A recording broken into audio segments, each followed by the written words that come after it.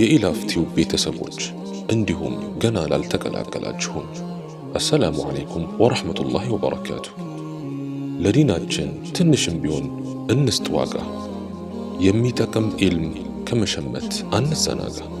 እንማማር፣ ጥሩ ትምህርት እንቅሰም፣ ለመልካም ተግባር እንሽቀዳደም፣ ለእውቀት እንጓዝ ብዙ ርቀት። ቢስሚላህ ነብዳ።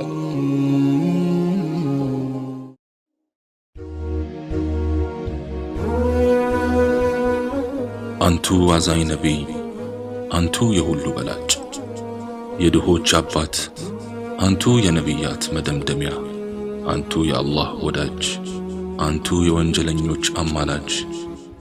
ያ ረሱለላህ ነፍሴ ለነፍሶ ፊዳ ትሁን፣ ሁላችንም ከነፍሶቻችን በላይ እንወዶታለን ያ ረሱለላህ። ጊዜው ዒሳ ዓለይሂ ሰላም ካረገ 600 ዓመታትን አስቆጥሯል። ዓለም በጨለማ ተውጣለች። የሰው ዘር ድንቁርናው ከምንም በላይ አይሏል። በዚያ ዘመን ዚና ዓለም ላይ እጅጉን ተስፋፍቶ ነበር። የዓረብ ነገዶች በተለያዩ የጎሳ መሪዎች የሚመሩ ቢሆኑም ጉልበተኛው ከደካማው፣ ሀብታሙ ከድሃው፣ ባለብዙ ዘመዱ ከባይተዋሩ እየቀሙ የሚኖሩበት ዘመን ነበር። በዚያ ዘመን ስልጡን የሚባሉት ፐርሺያዎች እንኳን እሳት በማምለክ የዘቀጠ የአስተሳሰብ ድንቁርና ውስጥ ነበሩ። በዚያ ዘመን ሴት ልጅ የተዋረደች ፍጥረት ነበረች። ሴት ልጅ ያለው አባት ከአቻዎቹ በነጻነት የማይቀላቀልበት ዘመን ነበር። አዎ፣ በዚያ ዘመን ሴት ልጅ የውርደት መገለጫ ናት በማለት ከነነፍሷ የሚቀብሩበት ዘመን ነበር። በዚያ ዘመን በተከበረው የአላህ ቤት ካዕባ ውስጥ 300 አማልክቶች ይመለኩ ነበር።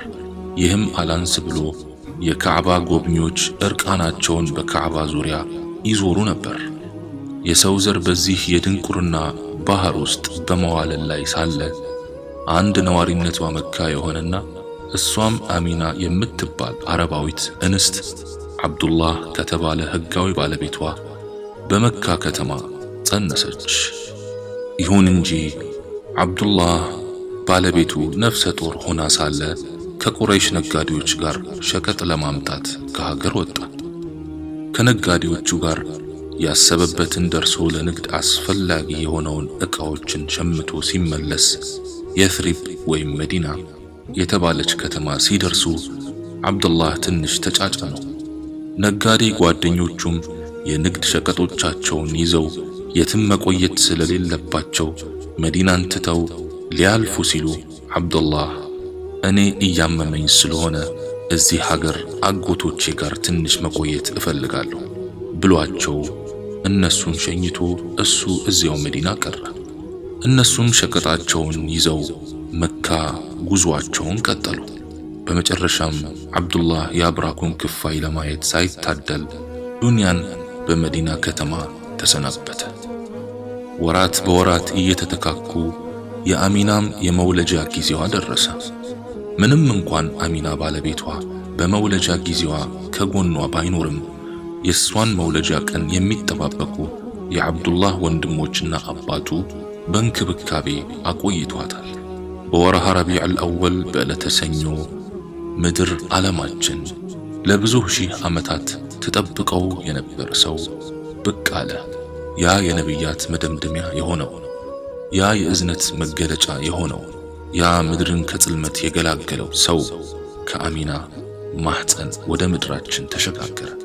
ያ ሰው ስሙ ሙሐመድ ኢብኑ ዓብድላህ ኢብኑ ዓብድልሙጠሊብ ኢብኑ ሃሽም ኢብኑ ዓብዱ መናፍ ኢብኑ ቁሰይ ኢብኑ ኪላብ ኢብኑ ሙራ ኢብኑ ከዕብ ኢብኑ ሉአይ ኢብኑ ጋሊብ ኢብኑ ፊህር ኢብኑ ማሊክ ኢብኑ ነድር ኢብኑ ኪናና ኢብኑ ኩዘይማ ኢብኑ ሙድሪካ ኢብኑ ኢልያስ ኢብኑ ሙضር ኢብኑ ኒዛር ኢብኑ ማዕድ ኢብኑ ዓድናን እያለ የዘር ሐረጉ ከኢስማዒል ዓለይሂ ሰላም ጋር ይገናኛል። አሚና ረሱልን ዓለይሂ ሰላቱ ወሰላም ልክ እንደተገላገለች ثويبة الأسلمية የምትባል የአቡ ለሃብ ባሪያ ወደ አሳዳሪዋ አቡ ለሃብ ዘንድ ስትሮጥ በመሄድ የወንድምህ ሚስት አሚና ወንድ ልጅ ተገላገለች ብላ ስታበስረው እሱም በደስታ ሰክሮ አንቺ ካሁን ጀምሮ ባሪያ አይደለሽም ነፃ ነሽ አላት። የረሱላችንም ዓለይሂ ሰላቱ ወሰላም አያት የሆነው አብዱል ሙጠሊብ ይህን የምስራች ሲሰማ በሽማግሌ አቅሞ በሩጫ አሚና ዘንድ በመሄድ ሕፃኑን በደረቱ አቅፎት በስስት እየሳመው ወደ ካዕባ ገሰገሰ። አላህም ሙሐመድ የሚለውን ስም በአብዱል ሙጠሊብ ልብ ቀረጸለትና የረሱላችንን ዓለይሂ ሰላቱ ወሰላም ስም ሙሐመድ ብሎ ሰየማቸው። ሙሐመድ ማለት ትርጉሙ የተመሰገነ ማለት ነው። ከዚያም በኋላ አረቦች በተለምዶ ሕፃናት ልክ እንደተወለዱ በጥንካሬ እንዲያድጉ ገጠር ይሸኟቸው ነበርና ረሱልም ዓለይሂ ሰላቱ ወሰላም ወደ ገጠር ሊሸኙ ገበያ ላይ የገጠር ሴቶችን ፍለጋ ተወጣ። መካ ውስጥ አንድ አካባቢ አለ፣ ሕፃናቱን ተረካቢዎችና ሕፃናቱን አስረካቢዎች የሚገናኙበት።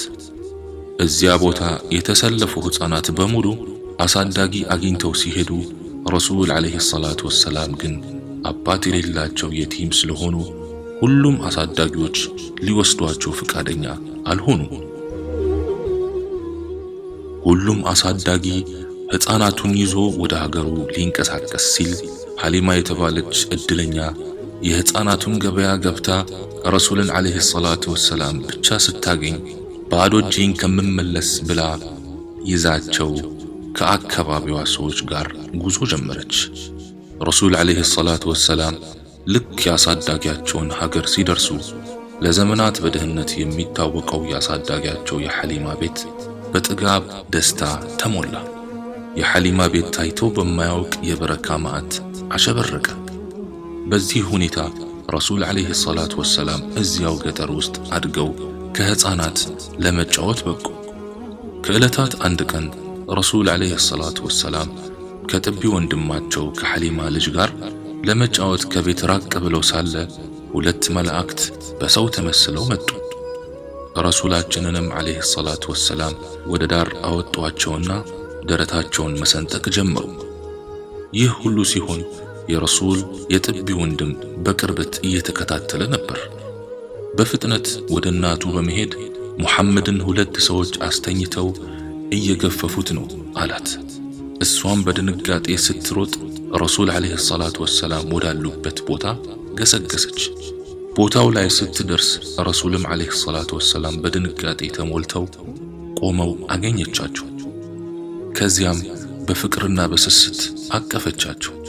አቅፋቸው ምን ሆንክብኝ ልጄ ብላ ስትጠይቃቸው ረሱልም በጣፋጭ አንደበታቸው ከወንድሜ እየተጫወትን ሳለ ሁለት ሰዎች ድንገት መጡ።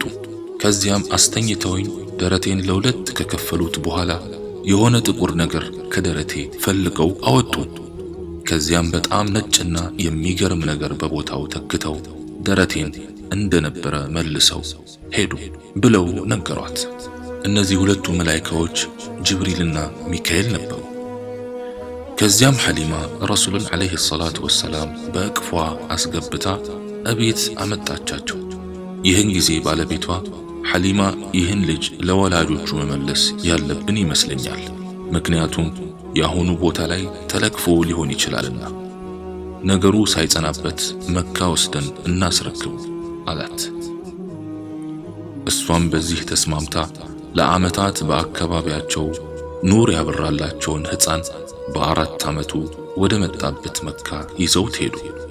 ከዚያም ብዙ ተጉዘው መካ ሲደርሱ የረሱልን ዓለይሂ ሰላቱ ወሰላም እናት አገኟትና ልጇን አስረከቧት። እሷም ለምን እንዳመጡት ስትጠይቃቸው ልክፍት እንዳይነካው ፈርተው እንደሆነም ነገሯት። ያን ጊዜ እሷም ወላሂ የኔን ልጅ ልክፍት አይነካው፣ ሙሐመድን ነፍሰ ጡር ሆኜ ምን እንዳየው ልንገራችሁ። ከኔ ውስጥ የሆነ ብርሃን ወጥቶ የሻም ሀገር ህንፃዎች ላይ ሲያንጸባርቅ ተመልክቻለሁ። ደግሞም እሱን አርግዤ ምንም አይነት የእርግዝና ስሜት አልተሰማኝም። ይህ ልጅ ትልቅ ሚስጥር አለው አለቻቸው። ከዚያም ረሱላችን አለይሂ ሰላቱ ወሰላም ከእናታቸው አሚና ጋር መኖር ጀመሩ። ከዕለታት አንድ ቀንም የረሱል አለይሂ ሰላቱ ወሰላም እናት አሚና ልጇን ሙሐመድንና አገልጋይዋ ኡሙ አይመንን ይዛ የባለቤቷን ቀብር ልትዘይርና ለረሱልም አለይሂ ሰላቱ ወሰላም አጎቶቻቸውን ልታስተዋውቅ ወደ የትሪብ ወይም መዲና ጉዞ ጀመረች። ጉዞው በጣም ከባድ ነበር። አየሩም እጅጉን ይከብዳል። ይሁን እንጂ ከመካ ተነስተው ጋራ ተራራውን አቋርጠው መዲና ደረሱ። አሚና ልጇንና አገልጋይዋን ይዛ በመዲና ምድር ለአንድ ወር ያህል ተቀመጠች። ከዚያም ወደ መካ መመለስ ስላለባት ልጇንና አገልጋይዋን ይዛ ወደ መካ በመመለስ ላይ ሳለች አሚና እጅጉን ታመመች። ብዙም በሽታዋን መቋቋም አልቻለችም ነበርና አብዋ በተባለ ቦታ አሚና ሕይወቷ አለፈ። አባታቸውን ሳያዩ ያደጉት ረሱላችንም አለይሂ ሰላቱ ወሰላም በ6 ዓመታቸው እናታቸውንም አጡ። ኡሙ አይመን የተባለችዋም አገልጋይ አሚናን እዛው አብዋ ላይ ቀብራት የቲሙን ልጅ ይዛ ወደ መካ ተመለሰች። ከዚያም በኋላ አብዱል ሙጠሊብ የተባለው የረሱላችን አለይሂ ሰላቱ ወሰላም አያት ረሱልን የማሳደግ ኃላፊነቱን ወሰደ። ከልጆቹ በላይም ይንከባከባቸው ነበር። በካዕባ ዙሪያ ላይ ሆኖ በትላልቅ ሀገራዊ ጉዳዮች ላይ ሲወያይም ረሱልን አለይሂ ሰላቱ ወሰላም በእቅፉ ያኖራቸው ነበር። ይሁን እንጂ አብዱል ሙጠሊብም ብዙ ሳይቆይ ረሱልን አለይሂ ሰላቱ ወሰላም በተወለዱ በ8ኛ ዓመታቸው አብዱል ሙጠሊብ ሕይወቱ አለፈች። አብዱል ሙጠሊብ ሲሞት የረሱል አለይሂ ሰላቱ ወሰላም አጎት የሆነው አቡ ጣሊብም በተራው እሳቸውን ተንከባክቦ የማሳደጉን ኃላፊነት ተረከበ። አቡ ጣሊብ ለረሱል አለይሂ ሰላቱ ወሰላም ያለው ቦታ እጅጉን ድንቅ ነው። ልጆቹን ከሳቸው በፍጹም አያወዳድርም ነበር። አቡ ጣሊብ ምንም እንኳን እንደ ሌሎቹ የረሱል አለይሂ ሰላቱ ወሰላም አጎቶች ባለ ሀብት ባይሆንም ነገር ግን በጣም ክቡር ሰው ነበር። አቡ ጣሊብ የትም ይሄድ የት ብቻ ከጎኑ ረሱል አይጠፉም ነበር። ከዕለታት አንድ ቀን የመካ ነጋዴዎች ለንግድና ሸቀጣ ሸቀጦችን ለመነገድ ከመካ ሲነሱ አቡ ጣሊብም ረሱልን አለይሂ ሰላቱ ወሰላም በ12 ዓመታቸው ይዟቸው ተነሳ። የንግድ ተጓዦቹ እጅግ ብዙ ከተጓዙ በኋላም በስራ የምትባል ሀገር ሲደርሱ አንድ መነኩሴ ብቻውን አላህ በሚያመልክበት ቦታ ብቅ አሉ። ይህን የነጋዴ ተጓዦችን ሲመለከትም ይህ መነኩሴ በሩጫ ወደ ነጋዴዎቹ ገሰገሰ። ከዚያም ይህ መነኩሴ ረሱላችን አለይሂ ሰላቱ ወሰላም ላይ በጣሙን አፈጠጡባቸውና ይህ ልጅ የማን ነው ብሎ ጠየቀ። አቡ ጣሊብ የኔ ልጅ ነው አለ። መነኩሴውም ይህ ልጅማ አባቱ በሕይወት መኖር የለበት ሞቷል አለ። አቡ ጣሊብ በእርግጥ ልክ ነህ፣ አባቱ ሞቷል፣ እኔ አጎቱ ነኝ አለ። መነኩሴውም በል ምክሬን ስማኝና ይህን ልጅ ይዘህ ወደ መካ ተመለስ፣ ይህ ልጅ ትልቅ ሚስጥር ይታይበታልና አሁን አይሁዳውያን ካዩት ሳይገድሉት አይለቁትም ብሎ መከረው። አቡ ጣሊብም ቅፍለቱን ትቶ ውዱን ነቢይ አለይሂ ሰላቱ ወሰላም ይዟቸው ወደ መካ ተመለሰ።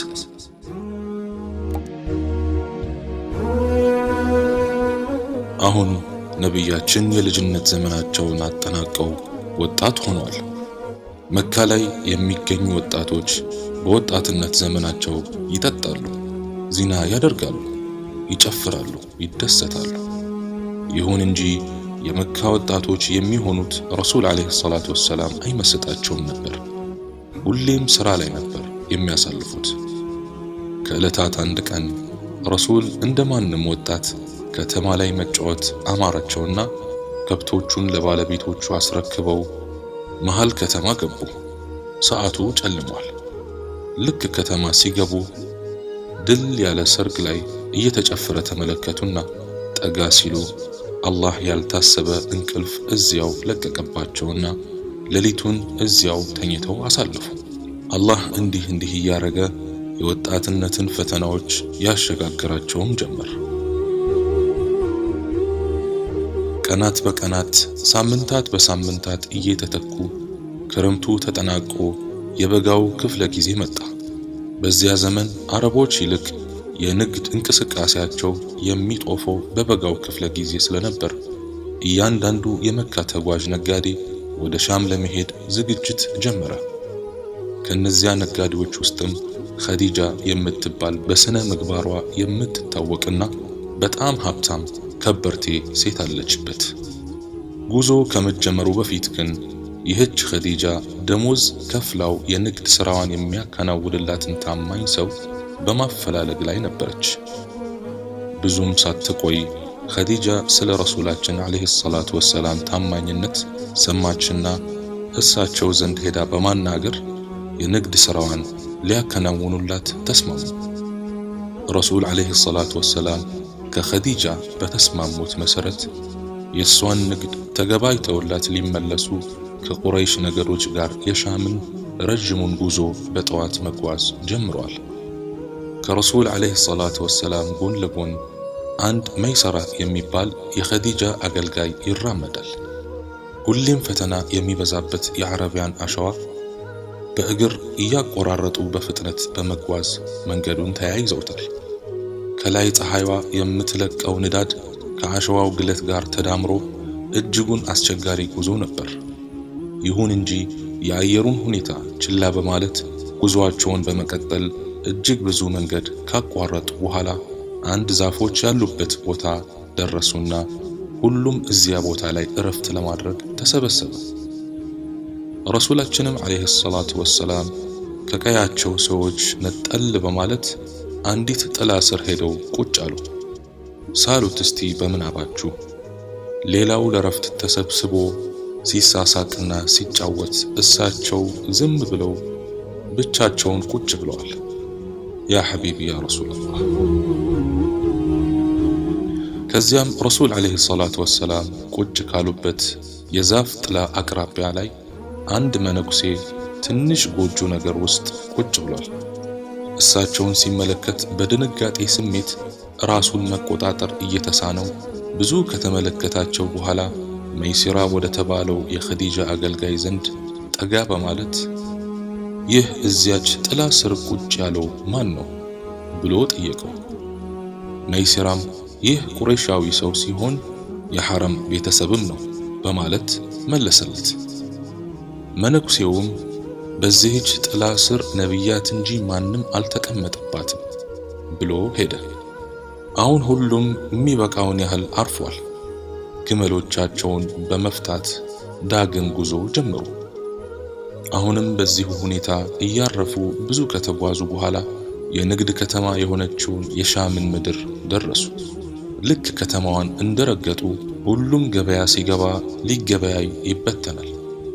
ረሱልም አለይሂ ሰላቱ ወሰላም ግብይታቸውን ሊጀምሩ መይሲራን ይዘውት ወደ መሃል ገበያ ዘልቀው ገቡ። እሳቸው ሲገበያዩ የስነ ምግባራቸው ምጥቀት የመይሲራን ትኩረት ሙሉ በሙሉ ተቆጣጥሮታል። ታማኝነታቸው፣ ቅንነታቸው፣ የአነጋገር ብስለታቸው፣ በቃ ሁለንተናዊ ባህሪያቸው መይሲራን ስራ ትቶ እሳቸውን እንዲመለከት አስገድዶታል። በዚህ ሁኔታ ለተወሰኑ ቀናት ከተገበያዩ በኋላ የነጋዴዎቹ የመመለሻ ቀጠሮ ደረሰና ሁሉም የሸመተውን ሸምቶ የሸጠውን ሽጦ በትርፍ ሲመለሱ የረሱል የንግድ ስኬት ግን ከሁሉም በተሻለ መልኩ በእጥፍ ትርፋማ ነበር። ረሱልን አለይሂ ሰላቱ ወሰላም በስሩ ያቀፈው የነጋዴዎች ጉዞ የዓረቢያን ጋራ ተራራውን ለቀናት በማቆራረጥ ጉዞ ጀመረ። በዚህ አስቸጋሪ የአየር ጸባይ ሁሉም የፀሐይዋን ሐሩር በጸጋ ተቀብሎ ግመሎቹን መንዳት ተያይዟል። በዚህ መሃል ረሱል አለይሂ ሰላቱ ወሰላም በዝምታና በእርጋታ ሲጓዙ አንዲት ዳመና በእሳቸው ቀጥታ በመሆን ከፀሐዩ ንዳድ እሳቸውን ብቻ በማስጠለል እስከ መካ ድረስ ተሸኛቸው ጀመር። ሁሉም በአግራሞት ይመለከታቸዋል። የተጓዥ ነጋዴው ቡድን እልህ አስጨራሹን ጉዞ ካጠናቀቁ በኋላም ወደ መካ ከተማ በሰላም ደረሱ። የመካ ነዋሪዋን የሸቀጦቻቸውን ነጋዴዎች ለመቀበል በሰልፍ ቆመው ነበር። ነጋዴዎቹ ከሻም ምድር ሸቀጦችን ይዘው መካ በመግባታቸው ነዋሪውን እጅጉን አስፈንጥዞታል። በዚህ መሃል ባለጸጋዋና ከበርቴዋ ኸዲጃ የንግዱን ሁኔታ ልትመለከት ሸቀጧ ጋር ስትመጣ ከጠበቀችው በላይ ትርፋማ ሆኖ አገኘችው። ከረሱል ዓለይሂ ሰላቱ ወሰላም ጋርም አብሯቸው የሄደው የኸዲጃ አገልጋይ ሜይሲራም ስለ አስደናቂው ባህሪያቸው መነኩሴው ያለውንና ስለ ዳመናዋም በዝርዝር ነገራት። ኸዲጃ ሜይሲራ ስለ ረሱል ዓለይሂ ሰላቱ ወሰላም የሚነግራትን በተመስጦ ትሰማው ነበር። ይህን ታማኝና መልከ መልካም ሰው የራሷ የግሏ ልታደርገውም ወሰነች። ከዚያም ኸዲጃ ነፊሳ ቢንት ሙነቢህ ወደ ተባለችው ጓደኛዋ ዘንድ በመሄድ ሁኔታውን አጫወተቻት። ከዚያም ረሱል ዓለይሂ ሰላቱ ወሰላም ዘንድ ጥያቄው ቀረበላቸው። እሳቸውም ኸዲጃን ጠንቅቀው ስለሚያውቋት መርሐባ አሏትና ለአጎቶቻቸው አቡ ጣሊብ ኸዲጃን ማግባት እንደሚፈልጉ አሳወቁ። የረሱል ዓለይሂ ሰላቱ ወሰላም አጎቶችም በሁኔታው ተደስተው የኸዲጃን ቤተሰብ ለማስፈቀድ አቡ ጣሊብን ያካተተ የሽማግሌ ቡድን እነ ኸዲጃ ቤት ላኩ። ልክ እቤት ሲገቡም ምንም ሳያወሩ አቡ ጣሊብ የኢብራሂም ዘሮችና የኢስማኤል ልጆች ላደረገን ጌታ ምስጋና ይገባው፣ ለኛም በዓመት የሚጎበኝን ቤት ስለሰጠንና ላከበረን ጌታ ምስጋና ይገባው፣ እኛም የዚያን ቤት የካዕባ አገልጋዮችና የሰዎች ሁሉ ፈራጅ ላደረገን ጌታ ምስጋና ይገባው። በመቀጠልም እነሆ የወንድማችን ልጅ የሆነው በመልካም ስነ ምግባሩና በታማኝነቱ ድፍን መካ የምትመሰክርለት የሆነው ሙሐመድ ኢብኑ አብድላህ ምንም እንኳን ያጠፊ አላቂ የሆነው ገንዘብ ባይኖረውም ለሷ ጌጥ ግን አሁንም ሆነ ወደፊት በማሟላት ሊያገባት አስቧል። ይህ ልጅም ወደፊት ትልቅ ሚስጥርም ይኖረዋል በማለት ሽምግልናውን ጀመረ። የኸዲጃ ቤተሰብም ሙሐመድን ዓለይሂ ሰላቱ ወሰላም በፊትም ጠንቅቀው ስለሚያውቁት ልጃቸውን ሳያቅማሙ በደስታ ዳሯት።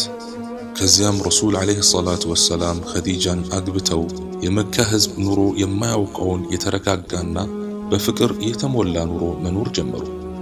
በዚህ መሃልም አላህ 6 ልጆችን ሰጣቸው። ዘይነብ፣ ሩቀያ፣ ከልሱም፣ ፋጢማ፣ ዓብዱላህ እና ቃሲም በመባል ይታወቃሉ። ከዕለታት አንድ ቀን የመካ ነዋሪያን ካዕባን በማደስ ላይ ሳሉ ሐጀሩል አስወድን ከካዕባ ታች በኩል ያለው ጥቁር ድንጋይ ማለት ነው ማን ያስቀምጥ በሚል በጣም ተጨቃጨቁ። ለጦርነት ሁላ እስከ መገባበዝ ጎሳዎቹ ተጋጋሉ።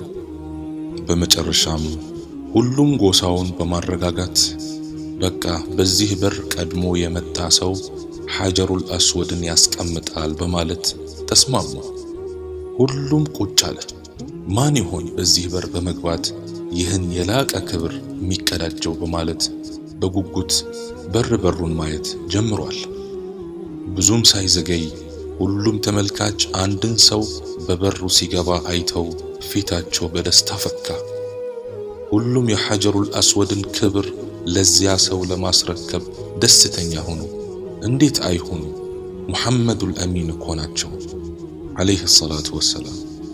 ከዚያም ረሱል ሰለላሁ ዐለይሂ ወሰለም ሐጀሩል አስወድን በካዕባ ታች እንዲያኖሩ ሲጠየቁ በቁረይሽ ጎሳዎች መካከል አለመስማማት መፈጠሩን በመረዳት የለበሱትን ሪዳ ወይም ፎጣ ከትከሻቸው አውልቀው መሬት ላይ አነጠፉት። ከዚያም ሐጀሩል አስወድን ድንጋዩን ማለት ነው ብድግ አድርገው በፎጣው ላይ በማሳረፍ እያንዳንዱን የቁረይሽ ጎሳ መሪ ጠርተው የፎጣውን ጫፍ እንዲይዙ ካደረጉ በኋላ ሁሉም የያዙትን የፎጣውን ጫፍ ተሸክመው ወደ ካዕባ እንዲጠጉ አደረጉ። ከዚያም በሁሉም ጎሳዎች ተይዞ በፎጣው የተጠጋውን ሐጀሩል አስወድ ረሱል ዓለይሂ ሰላቱ ወሰላም በተከበረችው እጃቸው አንስተው ካዕባ ላይ አሳረፏት። ከዚህ በኋላ ረሱል ዓለይሂ ሰላቱ ወሰላም ሁኔታቸው እየተቀያየረ መጣ። ብቸኝነትን፣ የቅርብ ጓደኛም አድርገው በመያዝ ስለዚህ ፍጥረተ ዓለሙ አፈጣጠርና ስለ ፈጣሪው በጥልቀት ማሰላሰል ጀመሩ። አብዛኛውን ጊዜ ከሰዎች ተነጥለው ስለ ፍጥረተ ዓለሙና ስለ አስተናባሪው ለማስተንተን ትልቁን ተራራ ስንቃቸውን ይዘው በመውጣት ሌት ተቀን ሒራ በሚባል ዋሻ ውስጥ ያሳልፉ ጀመር። ሁሌም ወደዚያ ዋሻ ሲሄዱ መንገድ ላይ አንድ ሰላምታ የሚያቀርብላቸው ድንጋይ አለ። ሁሌም ያስታውሱታል። አሁን ነገሩ ሊገላለጥ እየተቃረበ ነው። ረሱልም ዓለይሂ ሰላቱ ወሰላም በህልማቸው ያዩትን ሁሉ በገሃዱ ዓለም መመልከት ጀምረዋል። በወርሃ ረመዳን በ40ኛው ዓመታቸው ማለት ነው። ከዕለታት አንድ ቀን ረሱላችን ዓለይሂ ሰላቱ ወሰላም እንደ ወትሯቸው እዚያ ዋሻ ውስጥ ሆነው በማስተንተን ላይ ሳሉ ድንገት ጅብሪል በሰው ተመስሎ ወደ ዋሻው ዘልቆ ገባ። ከዚያም ልክ እንደገባ ምንም ሳይናገር አንብብ አላቸው። እሳቸውም ማንበብ አልችልም አሉት። እሱም አንድ ጊዜ ወደ እሳቸው ጠጋ አሉና እቅፍ በማድረግ በጣም ጨመቃቸው። ከዚያም ለቀቅ አደረጋቸውና አሁንም አንብብ አላቸው። ረሱልም ዓለይሂ ሰላቱ ወሰላም እኔ ማንበብ አልችልም አሉት። ይህን ጊዜ ጅብሪልም እንደቀድሞ በተደጋጋሚ ጊዜ እየጨመቀ ካለማመዳቸው በኋላ ለቀቅ አደረጋቸውና አንብብ በዚያ ሁሉን በፈጠረው ጌታ ስም፣ ሰውን ከረጋ ደም በፈጠረው ጌታህም ስም አንብብ፣ ጌታህ በጣም ቸር ሲሆን የሚል የቁርአን አንቀጽ አወረደላቸው። ይህን ጊዜ ረሱል ዓለይሂ ሰላቱ ወሰላም በፍጥነት እየተንቀጠቀጡ ወደ ቤት መጡ። እቤት ኸዲጃ ነበረች። ወዲያ ፍራሻቸው ላይ በመተኛት አከናንቡኝ አከናንቡኝ ማለት ጀመሩ። ኸዲጃም አከናነበቻቸውና ሲረጋጉ የሆኑትን ሁሉ ነገሯት። እሷም ብልህና አስተዋይ ናትና የቀድሞው መልካም ስነ ምግባራቸውን በማስታወስ አላህ ለመጥፎ አሳልፎ እንደማይሰጣቸው አጽናናቻቸው። ይህን ጣፋጭ ንግግር ከኸዲጃ አንደበት ሲሰሙ ረሱል ዓለይሂ ሰላቱ ወሰላም መረጋጋት ሰፈነባቸው። ከዚያም በማስተዋል ያጋጠማቸውን ክስተት ማስተንተን ጀመሩ። ኸዲጃ ምንም እንኳን ውድ ባለቤቷን ለማጽናናት እንዲህ ብትናገርም ነገሩ እረፍት ስላሳጣት ረሱል ዓለይሂ ሰላቱ ወሰላም ይዛ የክርስትና እምነት ላይ ወዳለውና በድንቁርናው ዘመን ስለ ራእይ ወይም ወሕይ ዕውቀት ወዳለው አጎቷ ወረቃ ኢብኑ ነውፈል ይዛቸው ሄደች። ከዚያም አጎቴ እስቲ ሙሐመድ የሚልህን ስማው አለችው። አጎቷም ልጄ ምን ገጠመ ብሎ ጠየቀው። ረሱልም ዓለይሂ ሰላቱ ወሰላም በጣፋጭ አንደበታቸው ክስተቱን ዘርዝረው ነገሩት። ወረቃም ይህማ በሙሳ ላይ ይወርድ የነበረው መንፈስ ነው። እኔ በሕይወት ቆይቼ በአንተ ነቢይነት ባምንና ሕዝቦችህ ከአገር ሲያባሩህ ከጎንህ ሆኜ ብረዳህ ምንኛ በታደልኩ አለው። ይህን ጊዜ ረሱል ዓለይሂ ሰላቱ ወሰላም ድንግጥ አሉ። ከዚያም ወደ ወረቃ ዞር በማለት ወገኖቼ እኔን ከሀገሬ ያስወጡኛል ብለው ጠየቁት። ወረቃም አዎን፣ እንዳንተ ያለ ተልእኮ ይዞ የመጣን ሰው ሁሉ ይዋጋዋል አላቸው። ከዚያ በኋላ ረሱል ዓለይሂ ሰላቱ ወሰላም ያ ራእይ ናፈቃቸው። ያ አንብብ የሚለው መልአክ እጅጉን ናፈቃቸው። ከዕለታት አንድ ቀን ረሱላችን ዓለይሂ ሰላቱ ወሰላም መንገድ ላይ ሳሉ የሆነ ድምፅ ከወደ ሰማይ በኩል ሰሙ።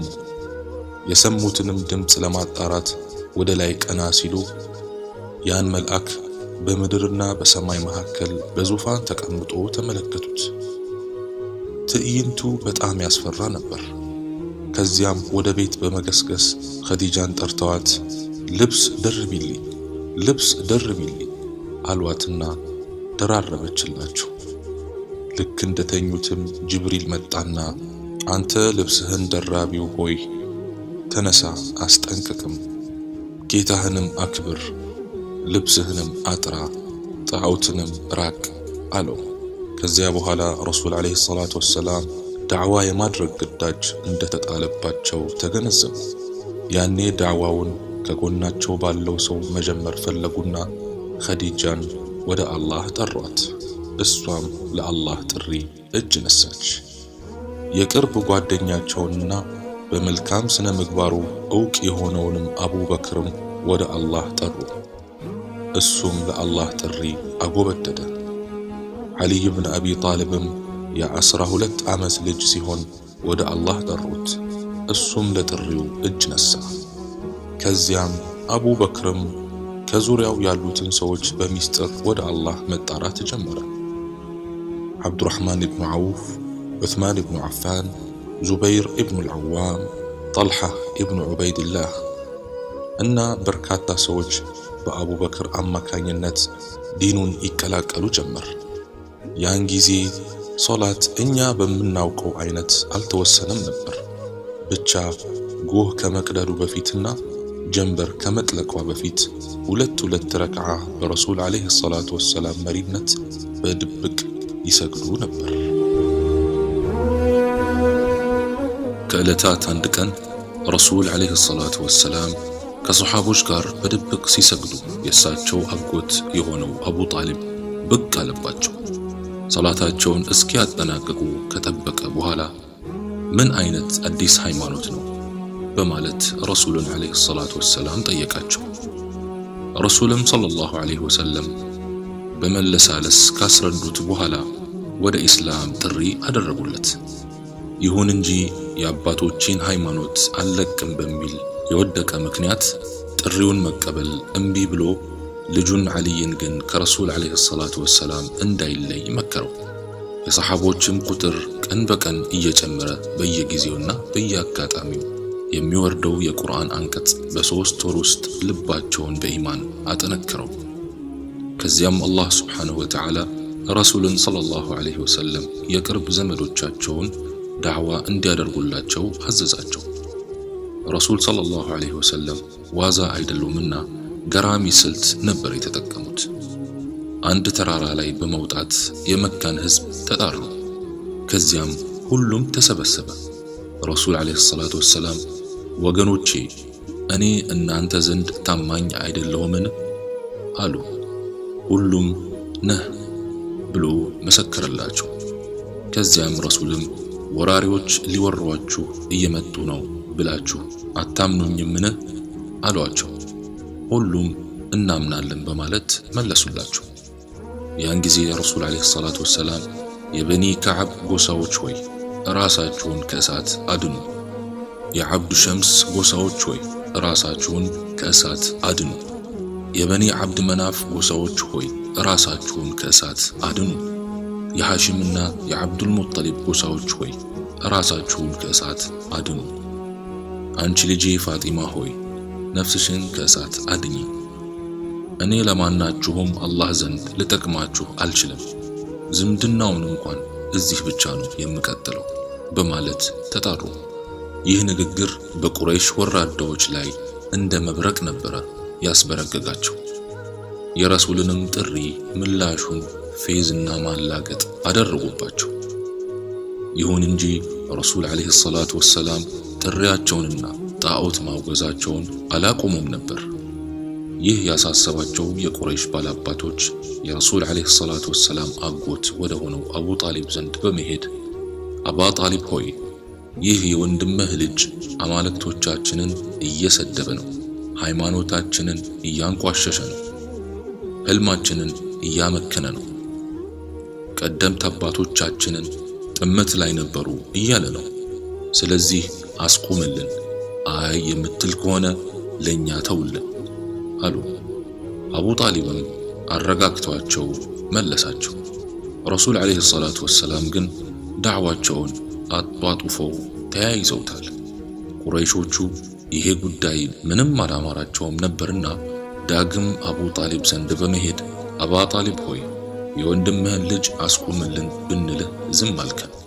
እኛ አባቶቻችን ጥመት ላይ ነበሩ ሲባልና አማልክቶቻችንን ሲሰደቡ ማየት አልቻልንም። አባ ጣሊብ ሆይ አንተ እኛ ዘንድ የተከበርክና በዕድሜም የገፋህ ነህ፣ አክብረንሃል።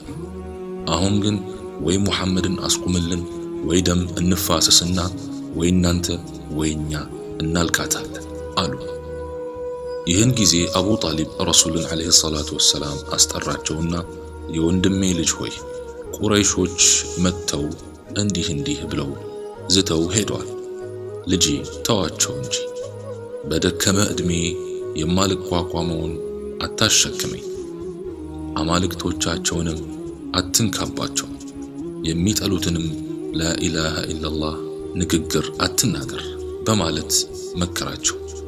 ረሱልም ዓለይሂ ሰላቱ ወሰላም ወላሂ ነው እምልህ አጎቴ፣ ፀሐይን በአንድ እጄ ጨረቃን በአንድ እጄ ቢያስጨብጡኝ ይህን ጉዳይ አልተውም። ወይ አላህ ጉዳዩን ያስፋፋልኛል ወይ እነሱ እኔን ይገድሉኛል አሉት። አቡ ጣሊብም እንደፈለግሁን የፈለግከውንም ስራ፣ ወላሂ እኔ አንተን ለማንም አሳልፌ አልሰጠህም አላቸው። ቁረይሾች ምንም እንኳን ሙሐመድን ለማታለል ብዙ ብልጭልጮችን ቢጠቀሙ እሳቸው ግን ከቆብ አልቆጠሩትም። ረሱል ዓለይሂ ሰላቱ ወሰላም አጋጣሚዎቹን እየተጠቀሙ ተከታዮቻቸውን ማበራከትን ተያያዙት። አሁን የሐጅ ስነ ስርዓት ተቃርቧል። የሐጅ ወር ሲገባ አረብ የተባለ ሁሉ ከነመሪዎቻቸው መካ በመምጣት ያሳልፋሉ። ቁረይሾች ግን እጅጉን ሰግቷል። ምናልባት ለሐጅ ስነ ስርዓት የሚመጣው የአረብ ነገድ የሙሐመድን ጥሪ ሰምተው እንዳይቀበሉትም እጅጉን ስጋት አድሮባቸዋል። ከዚያም ለሐጅ የሚመጡ አረብ ነገዶች የሙሐመድን ጥሪ እንዳይሰሙ ምን ማድረግ አለብን በማለት በዕድሜ ከሚበልጣቸው ከወሊድ ኢብኑ አልሙጊራ ዘንድ ተሰባሰቡ። ግማሹ ሙሐመድ ጠንቋይ ስለሆነ ወሬውን እንዳትሰሙ ብለን ስሙን እናጥፋ ሲሉ ጊዜ ወሊድ እረሱ እንደ ጠንቋይ እኮ አይደለም፣ ጠንቋይ ሲያዜምም ሲያጉረመርምም ተመልክተን የለ እንዴ በማለት ሌላ ሐሳብ እንዲያመጡ ጠየቀ። እነሱም በቃ ሙሐመድ እብድ ነው እንዳትሰሙት እንበል ተባባሉ። ወሊድም አረ ይሄም አያስኬድም፣ እብድ ምን አይነት እንደሆነ አይተን የለ እንዴ አላቸው። እነሱም በቃ ሙሐመድ ገጣሚ ነው እንዳትሰሙት እንበል ተባባሉ። ወሊድም ስለ ግጥምና ስለ ገጣሚ የማያውቅ አለ እንዴ? ሙሐመድ የሚናገረው እኮ ግጥም አይደለም አላቸው። እነሱም እሺ ድግምተኛ ነው እንበል አሉት። ወሊድም ስለ ድግምትስ ማን የማያውቅ አለና ነው ድግምተኛ የምትሉት አላቸው። እነሱም እሺ ምን ብለን ነው በአረብ ነገዶች ዘንድ ስሙን የምናጠፋው ብለው ሲጠይቁት ወሊድም ይህን የጠቀሳችሁትን ሁሉ ብታወሩ ማንም ሊያምንላችሁ አይችልም፣ ትንሽ ያምኑላችኋል ብዬ የምገምተው እኛን እንደ ከፋፈልን ሁላ ባል ከሚስት ወላጅን ከልጅ የሚከፋፍል ደጋሚ ነው እንላለን ብሎ ሲነግራቸው በሱ ተስማሙ። ረሱል ዓለይሂ ሰላቱ ወሰላም የነቢይነትን ማዕረግ ከተረከቡ 12 ዓመታትን አስቆጥሯል። ምንም እንኳን የቁረይሾቹ ቁጣና አሳማሚ ቅጣት ለሰው ልጅ የሚከብድ ቢሆንም ለሰሓቦቹ ግን ኢማንንና ብርታትን እጅጉን ጨምሮላቸዋል። መካ አሁን ከተለያዩ የአረብ ሀገራት ለሐጅ በመጡ ነገዶች እጅጉን ተሞልታለች። መንገዶቿ ተጨናንቀዋል። ሁሉም ነገድ በጊዜው ጌታዬ ብሎ የሚያስበውን ጣዖት በሙሉ ተሸክሞ ይዘዋወራል። ይህንን አጋጣሚ ለመጠቀም የወሰኑትም ነቢይ ዓለይሂ ሰላቱ ወሰላም ባልደረቦቻቸውና ራሳቸው እያንዳንዱ ጎሳ ወዳለበት ስብስብ በመሄድ ጥሪ ማድረግ ጀምረዋል። የሚያሾፉባቸውና የሚያስተባብላቸው ቢኖርም ከልቡ የሚያምንባቸውም አለ። ይሁን እንጂ ውዱ ነቢይ ጥሪያቸውን ያለ ምንም ተስፋ መቁረጥ አጧጡፈው ተያይዘውታል። ረሱል ዓለይሂ ሰላቱ ወሰላም በመጨረሻም ከየትሪብ ወይም መዲና የመጡ ሰዎችን ተገናኙና በሚገባ ዳዕዋ አደረጉላቸው። ቃል ኪዳን በማስገባት ሙስዓብ ኢብኑ ዑመይር የተባለን ሰሓባ ቁርአን ያስተምራቸው ዘንድ ከነሱ ጋር ወደ መዲና ላኩት። መካ ላይ እንግልቱና ስቃዩ መልኩን ቀይሮ መጥቷል። ሷሐቦች በአደባባይ አሰቃቂውን ቅጣት መቀጣትም ጀምሯል። ይህ ሁኔታ ያሳሰባቸውም ነቢይ ከፊል ባልደረቦቻቸውን ከዚህ ሰቆቃ ለመታደግ ወዴት ገለል ማድረግ እንዳለባቸው ሲያስቡ ኢትዮጵያን ፍትሃዊና ሰላማዊ ሆና በማግኘታቸው ወደዚያ እንዲሄዱ አዘዟቸው። የመልእክተኛው ባልደረቦችም በነቢያቸው ትዕዛዝ መሰረት የአረቢያን ምድር ለቀው ወደ አቢሲኒያ ከተሙ።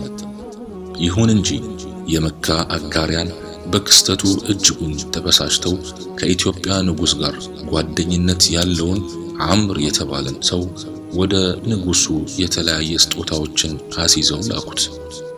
ቁረይሾቹ የላኩት ሰው ምንም እንኳን ከሐበሻው ንጉስ ጋር የጠበቀ ወዳጅነት ቢኖረውም ንጉሱ ስደተኛ ሷሐቦችን አሳልፎ ሊሰጠው ባለመቻሉ የእፍረት ካባን ተላብሶ ተመለሰ።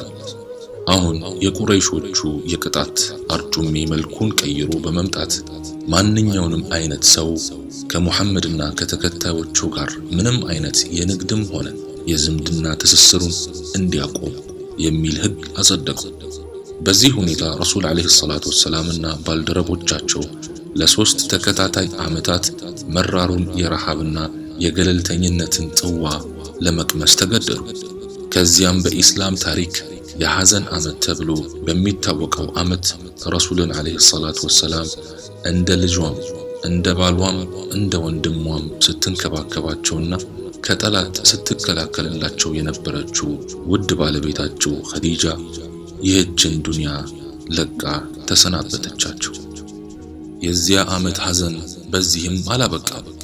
ለረሱል አለይሂ ሰላቱ ወሰላም እንደ ጋሻ ሆኖ ከቁረይሾች ይከላከልላቸውም የነበረው አቡ ጣልብ በእርጅና አልጋው ላይ ላይመለስ አሸልቦ ቀረ። አሁን ረሱላችን አለይሂ ሰላቱ ወሰላም የኔ ብለው የሚመኩበት ሰው መካ ላይ የለም። የአላህን ጥሪ መካ ላይ ማድረስ ተከለከሉ። ይሁን እንጂ እጃቸውን አጣጥፈው አልተቀመጡም። የአላህን ጥሪ ለማድረስ ረዳት አገኝ በማለት ከመካ አቋራባች ወደ ሆነችው ጣኢፍ ከአገልጋያቸው ዘይድ ጋር ተጓዙ።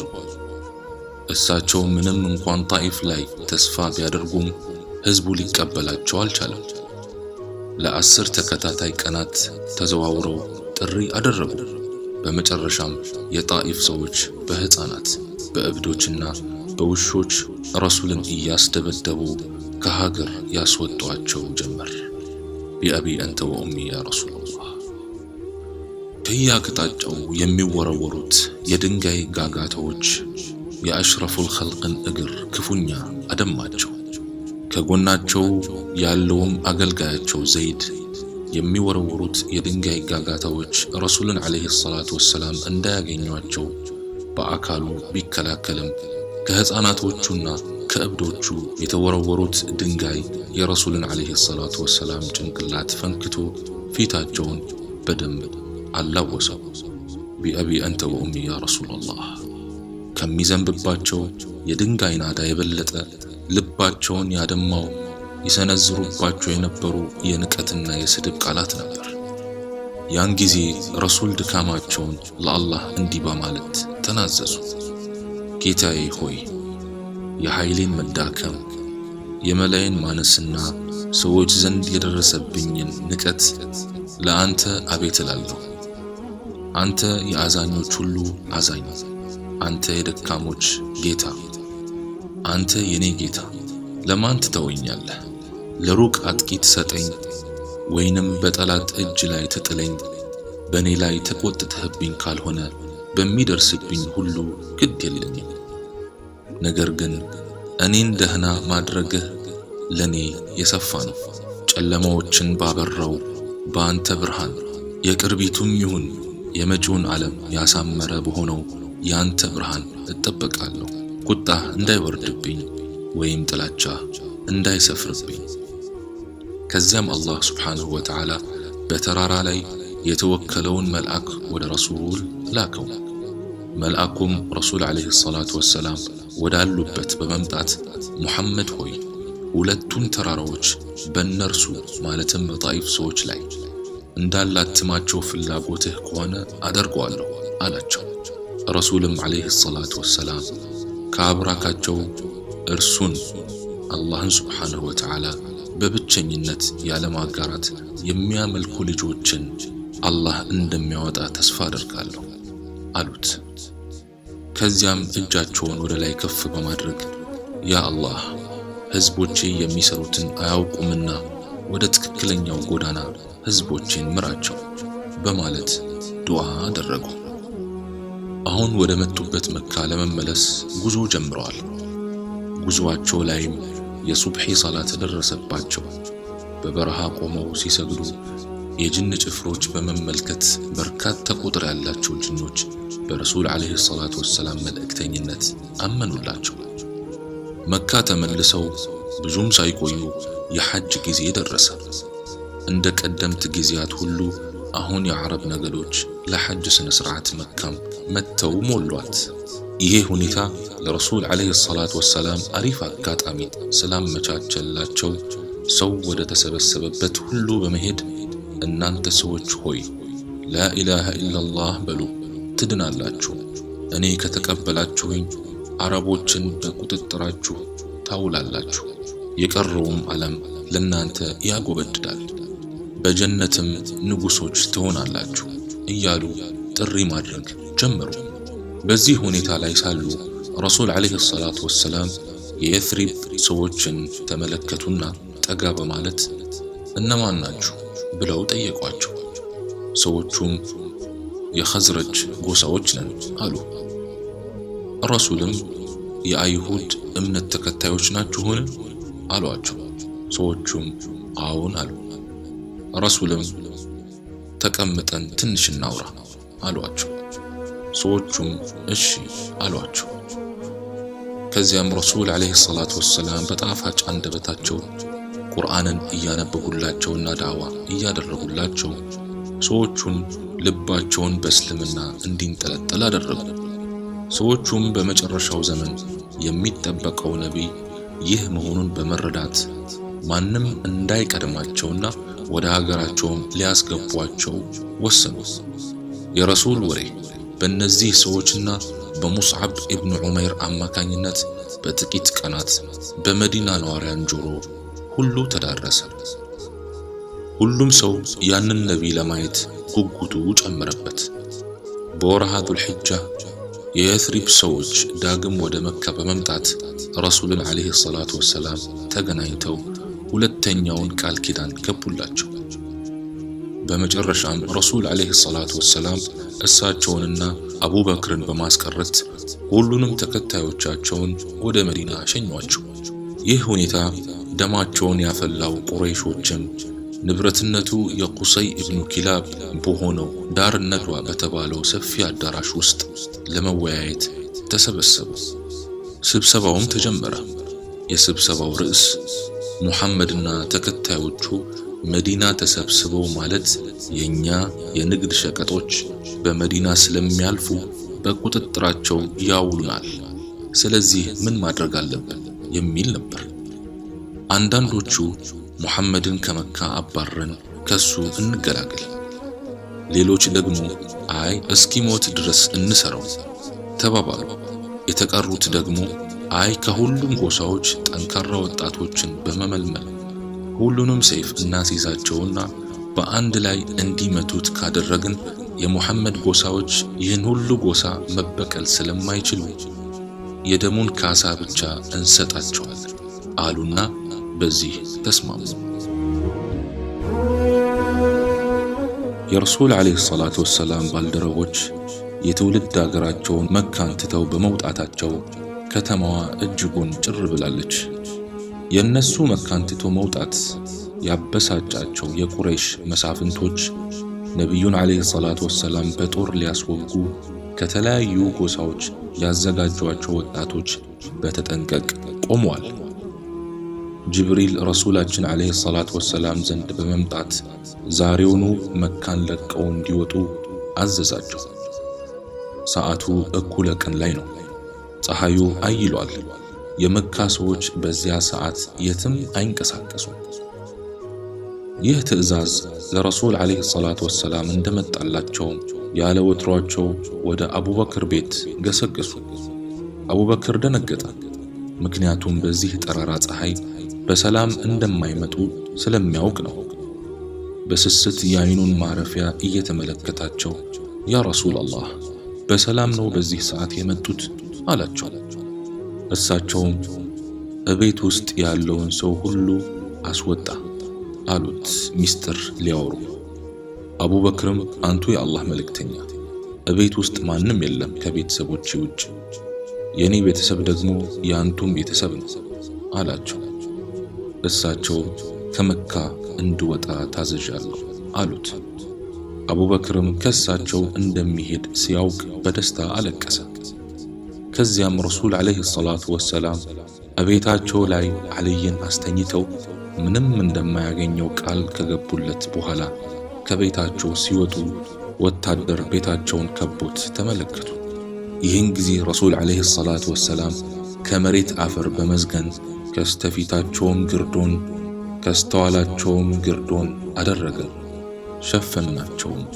ስለዚህ እነሱ አያዩ የምትለዋን አንቀጽ ቀርተው የያዙትን አፈር በወጣቶቹ ላይ በተኑባቸው። እሳቸው የበተኑት አፈር በሁሉም ወጣት አይን ገብቶ አይኖቻቸው ሲጋርድ ረሱላችን ትተው አለፉ። ወጣቱ ሁሉ ሰይፉን አዘጋጅቶ የረሱላችንን ዓለይሂ ሰላቱ ወሰላም መውጣት እየተጠባበቀ ሌሊቱ ነጋ። ድንገት ዘው ብለው ሲገቡ በረሱል ቦታ ዓሊይ ለጥ ብሎ ተኝቷል። በጣሙን ተበሳጩ። ወዲያውኑ በመበታተንም ረሱልን ዓለይሂ ሰላቱ ወሰላም ወደ መዲና ወደሚወስደው መንገድም ሲገሰግሱ ሄዱ። ቁረይሾቹ ለፍለጋ የመዲናን መንገድ በሙሉ እንደሚያስሱት የተረዱት ነቢይም ከባልደረባቸው ጋር በመካ ዙሪያ ወዳለ አንድ ዋሻ ውስጥ ለመከለል ሄዱ። ዋሻው በጣም ያስፈራል። በእባቦች በጊንጦችና በተባዮች ተሞልቷል። አቡበክር የዓይኑ ማረፊያ የሆኑትን ነቢይ በር ላይ እንዲቆሙ በማድረግ ወደ ዋሻው ዘልቆ ገባ። ዋሻው ውስጥ ሲገቡ ስፍር ቁጥር የሌለው የእባቦችን ቀዳዳ ተመለከተ። በልብሶቹ ቀዳዳዎችን በሙሉ ከሸፈነ በኋላ አንዲት የእባብ ቀዳዳ ስትቀር ረሱልን ዓለይሂ ሰላቱ ወሰላም ክፉ እንዳያገኛቸው አቡበክር በእጁ ሸፍኗት ረሱልን ግቡ አላቸው። ረሱልም ዓለይሂ ሰላቱ ወሰላም ገብተው የድካም ስሜት ስለተሰማቸው በአቡበክር ታፋ ላይ ራሳቸውን በማሳረፍ ተኙ። አቡበክር ግን አሁንም እጁን በቀዳዳው ላይ እንደለጠፈ ነው ያለው። ረሱል ዓለይሂ ሰላቱ ወሰላም እንቅልፍ ወሰዳቸው። ድካም ያዘለውን ሰውነታቸውን አሳርፈው በሞቀ እንቅልፍ ውስጥ ሳሉ ድንገት ፊታቸው ላይ ውሃ ነገር ጠብ ጠብ ይል ጀመረ። ረሱል ዓለይሂ ሰላቱ ወሰላም ብንን ብለው ሲነሱ አቡበክር እጁ በግድግዳ ተለጥፏል። አይኑ እንባ እየዘነበ ነው። ረሱልም ምን ሆነሃል ያ አባበክር ሲሉት እርሶን እባብ እንዳያገኝብኝ ቀዳዳዎቹን ሁሉ ደፍኜ አንድ ቀዳዳ ስትቀር መድፈኛ ስላጣው በእጄ ሸፈንኳት። እርሶ ከተኙ በኋላም እባብ ከውስጥ መጥቶ ነደፈኝ። ህመሙን መቋቋም ሲያቅተኝ እርሶን ከምረብሽ እጄን እዚያው ደፍኜ ማንባት ጀመርኩ አላቸው። ረሱልም ዓለይሂ ሰላቱ ወሰላም የጓደኛቸውን እጅ በመያዝ ሩቅያ ከቀሩለት በኋላ ትፍ ትፍ ሲሉለት እጁ እንደነበር ሆነ። የረሱል ማምለጥ እንደ እሳት ያንገበገባቸው ቁረይሾች የመካ በረሃን ሙሉ በሙሉ አፋልገው ካጡ በኋላ ተስፋ ቆርጠው ከተማ ላይ ተሰብስቧል። በመጨረሻም ህዝቡን በካዕባ ዙሪያ በመጥራት ሙሐመድን ገድሎም ሆነ በህይወት ያመጣ ሰው 100 ግመል ሽልማት አለው ብለው አስተላለፉ። ህዝቡ በፈረስ መካን ትቶ ሙሐመድን ፍለጋ ወደ በረሃ ዘመተ። የቁረይሾቹ ፍለጋ እስካሁን ያበቃል ብለው የገመቱትም ረሱል ዓለይሂ ሰላቱ ወሰላም ባልደረባቸውን ይዘው ከዋሻው በመውጣት በረሃውን እያቆራረጡ ጉዞ ወደ መዲና ጀመሩ። ድባቡ ያስፈራል። አቡበክር አንድ ጠላት ረሱልን እንዳያገኝበት ሰግቶ አንዴ ወደ ኋላ አንዴ ወደ ጎን እየተመለከተ ነው የሚጓዘው። እጅጉን ፍርሃት አድሮበታል ለረሱላህ። እሳቸው ግን ቁርአን በመቅራት በዚያ ድምጻቸው የበረሃውን ድባብ ቀይረውት ፍጹም በተረጋጋ ስሜት ውስጥ ሆነው እየተጓዙ ነው። ፊዳከ አቢ ወኡሚ ያ ረሱላህ። አቡበክር አሁንም ምንም አይነት መረጋጋት አይታይበትም። አንገቱን እያዟዟረ ዙሪያውን መቃኘት ተያይዞታል። ድንገት ወደ ኋላ ሲመለከት የመንገዱን አሸዋ በእግሩ የሚያበን ፈረሰኛ ተመለከተ። በፍርሃት ራሱን መቆጣጠር አቃተው። ረሱሉን ዓለይሂ ሰላቱ ወሰላም ለመበቀል የሚመጡ ቁረይሾች መሆናቸውንም ገምቷል። ፈረሰኛው እየተቃረበ ሲመጣ ሱራቃ የተባለ ሰው መሆኑን አወቁ። ሱራቃ እነሱን ሲመለከታቸው ያ100 ግመል ትዝ ብሎት ፈረሱን ሲሸመጥጥ የፈረሱን እግር መሬቷ ያዘችው። ድጋሜ እንደመመለስ ብሎ ሊጋልብ ሲል ዳግም መሬት ያዘችው። ያን ጊዜ ይህ ፈረሰኛ ረሱሉን ዓለይሂ ሰላቱ ወሰላም የሚጠብቅ ኃያል ጌታ እንዳለ በመረዳት እሳቸው ዘንድ በመሄድ ስንቅ ልስጣችሁ አላቸው። እሳቸውም እኛ ስንቅ አንፈልግም፣ ግን ስለኛ ለማንም ወሬ ደብቀህ ወደ መካ ተመለስ ብለውት ቃል ኪዳንም ገብተውለት ሸኙት። የረሱልን ከመካ መንቀሳቀስ ያወቁት የመዲና ነዋሪያን ቀን በቀን የመዲና ከተማ መግቢያ ላይ ፀሐይ እስኪለበልባቸው ድረስ ያን ተናፋቂ ነቢይ ሲጠባበቁት ይውሉና ሲመሽ እቤት ይመለሳሉ። በወርሃ ረቢዑል አወል በ12ኛው ቀን የመዲና ሰዎች እንደ ወትሯቸው በናፍቆት ያንገበገባቸውን ነቢይ ሲጠባበቁ ውለው ፀሐዩን መቋቋም ሲያቅታቸው ወደየቤታቸው ተበታተኑ።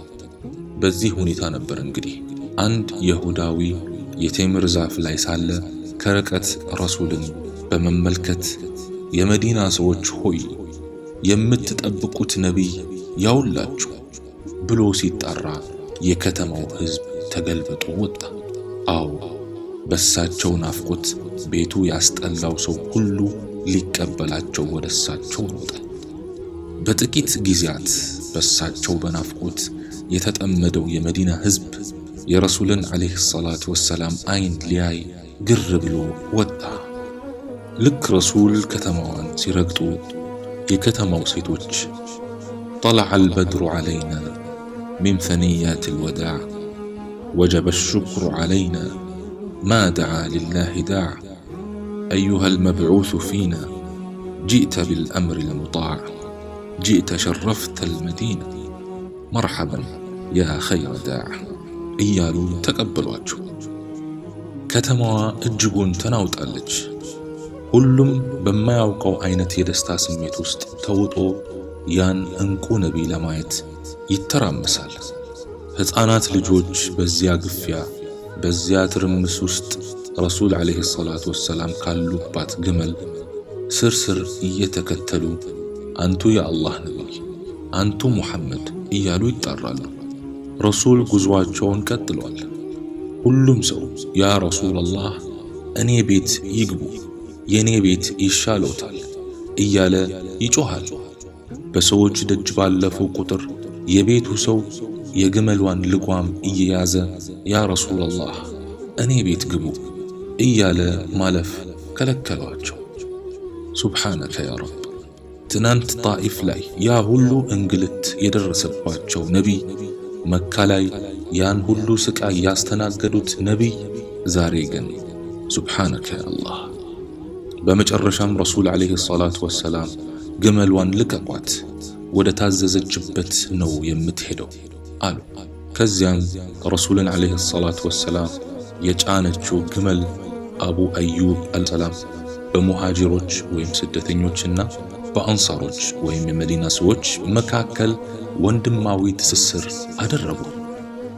የመዲና ሰዎች በቃል ለመግለጥ ከሚቻለው በላይ ደግና ሩህሩህ ናቸው። ረሱልም ዓለይሂ ሰላቱ ወሰላም በወንድምነት ካስተሳሰሯቸው ሰዎች ጋር ንብረታቸውን እኩል እስከ ማከፋፈል ጀመሩ።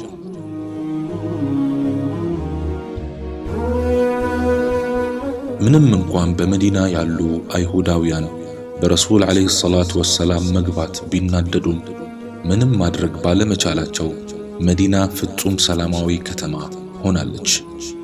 ከዚያም ረሱል ዓለይሂ ሰላቱ ወሰላም 6 ጊዜያዊ ሕጎችን አጸደቁ። አንደኛ፣ ሙሃጂሮችና አንሷሮች አንድ አካል ናቸው። ጠላቶቻቸው ላይ እንደ አንድ እጅ እርስ በርስ ይተባበራሉ። ሁለተኛ፣ ደሞቻቸው የተጠበቀ ነው። ሙእሚን ሙእሚንን አይገድልም፣ ለካፊርም አግዞም ሙስሊምን አይጋደልም። ሶስተኛ፣ አይሁዳውያን የሃይማኖት ነፃነታቸው የተጠበቀ ሲሆን ሙስሊም እንዲሆኑ አይገደዱም። አራተኛ፣ መቀመጫቸውን መዲና ላይ ያደረጉት አይሁዳውያን ከሙስሊሞቹ ጋር በመተባበር ሀገሪቱን ከወራሪ አካል መከላከል ግዴታቸው ሲሆን ከኢስላም ጠላቶች ጋር ትብብር ማድረግ በጥብቅ የተከለከለ ነው። አምስተኛ፣ ሁሉም በደለኛ፣ አመፀኛ፣ ቸልተኛና እነዚህን ሕግጋት የሚጻረር ሰው በሱ እርግማንና ቁጣ ይወርድበታል፣ ሙስሊሞችም ይዋጉታል። ስድስተኛ፣ በማንኛውም ጉዳይ አለመስማማት ቢፈጠር ፍርዱ ወደ ቁርአንና ወደ ሱና ተመላሽ ይሆናል።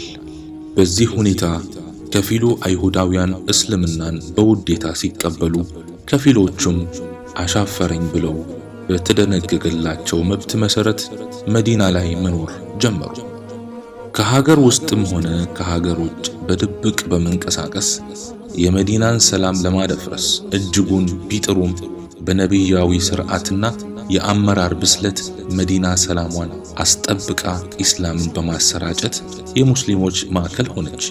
ምንም እንኳን የመካ ሙሃጅሮች ነፍሶቻቸውን ከመካ ቁረይሾች ቢያተርፉም ንብረቶቻቸው ግን የመካ መሳፍንት በሆኑትና በአጋሪያኑ ተዘርፎባቸዋል። ሙስሊሞች ይህን ለማካካስም ከሻም ሀገር በመዲና በኩል የሚመጡትን የመካ ቁረይሾች ሸቀጣ ሸቀጥ ለመውሰድ ስምምነት ላይ ደረሱ። ይህ ሁኔታቸው ለመካ ሙሽሪኮች ስጋት ስለሆነባቸው ሙሽሪኮቹ እንቅስቃሴያቸውን በጥንቃቄ ማድረግ ጀመሩ። ከዕለታት አንድ ቀን አቡ ሱፊያን ከሻም ወደ መካ በርካታ ሸቀጦችን ይዞ በመጓዝ ላይ ሳለ ወሬውን ሙስሊሞች ይሰሙና ንብረቱን ሊያስጥሉት በመስማማት 314 ሙስሊሞች ወደ መንገዱ ጉዞ ጀመሩ።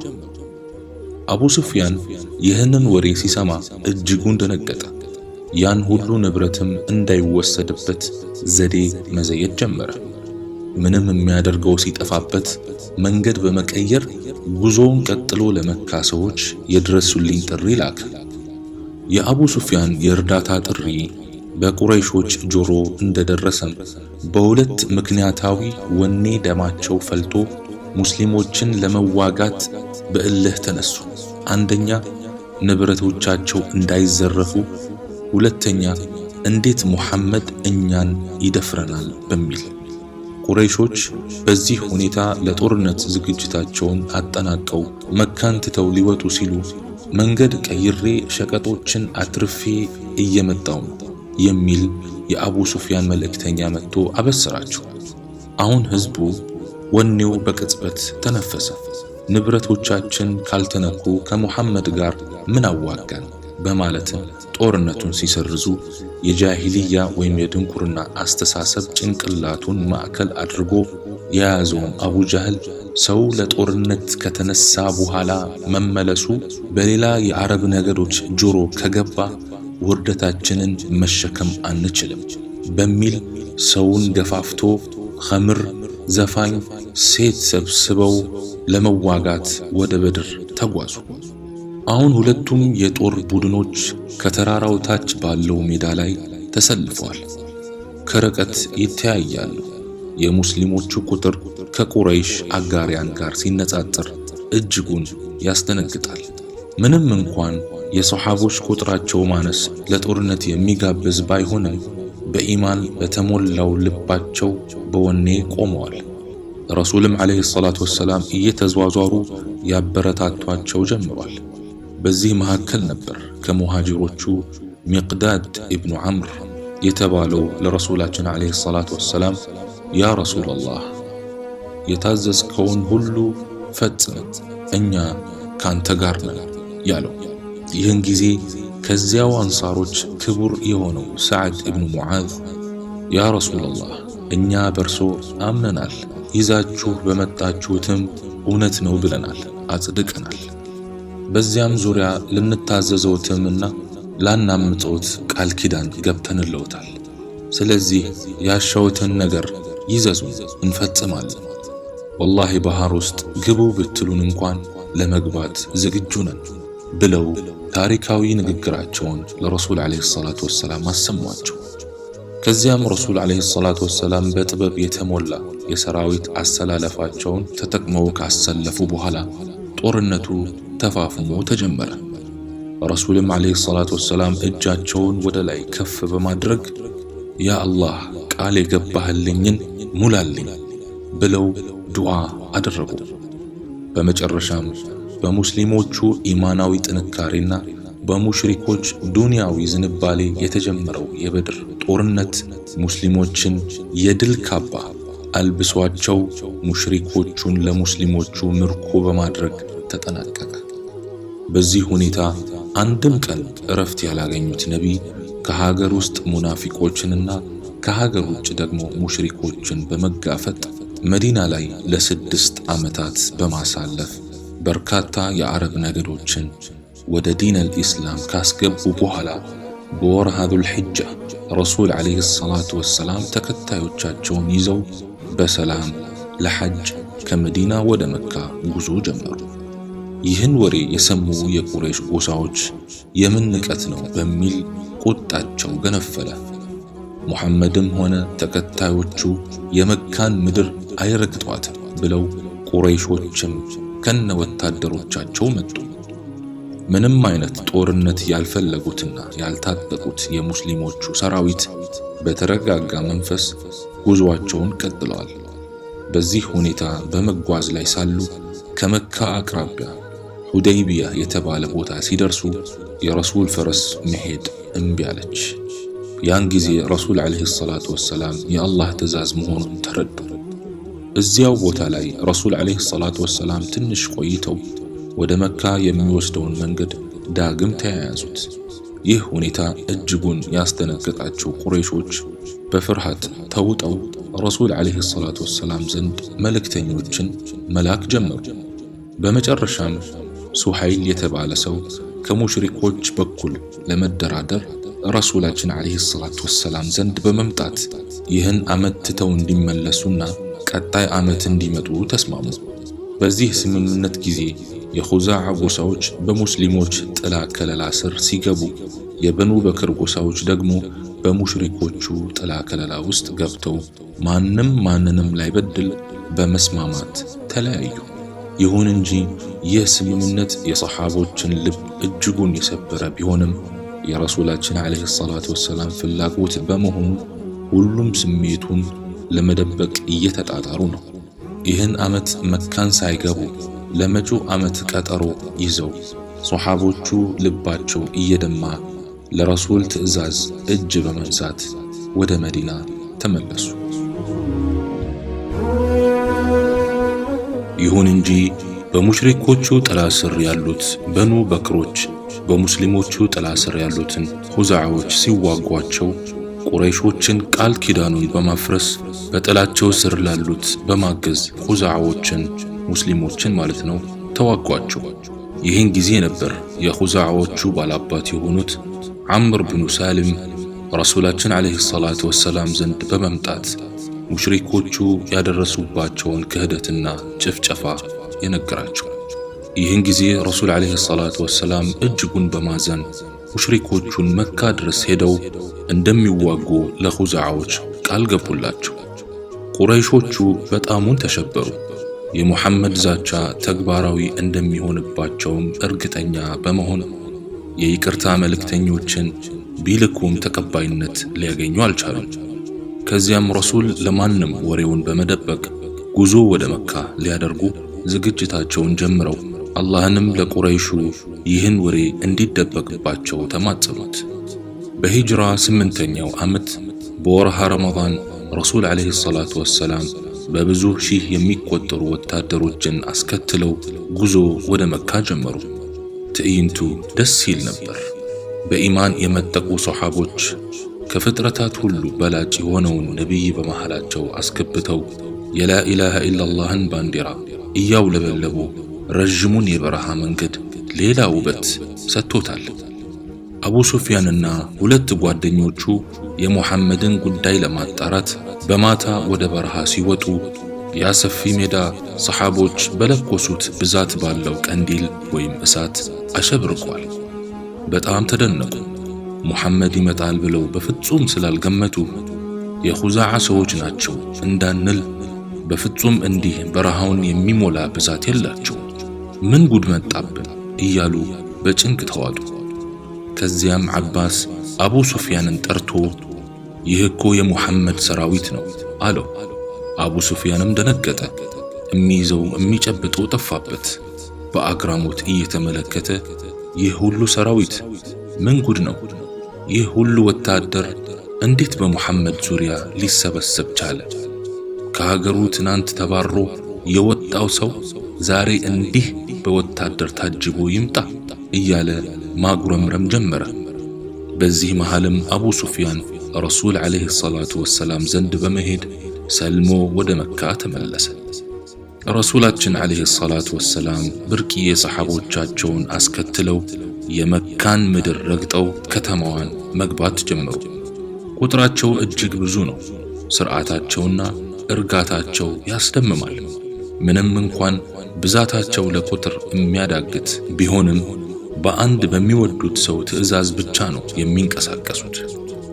የመካም ከተማ ሊገቡ ሲሉ አቡ ሱፊያን ለመካ ቁረይሾች ጮክ ብሎ እናንተ ቁረይሾች ሆይ ሙሐመድ ልትቋቋሙ የማትችሉትን የሰራዊት ማዕት አስከትሎ መካን እየገባ ነው።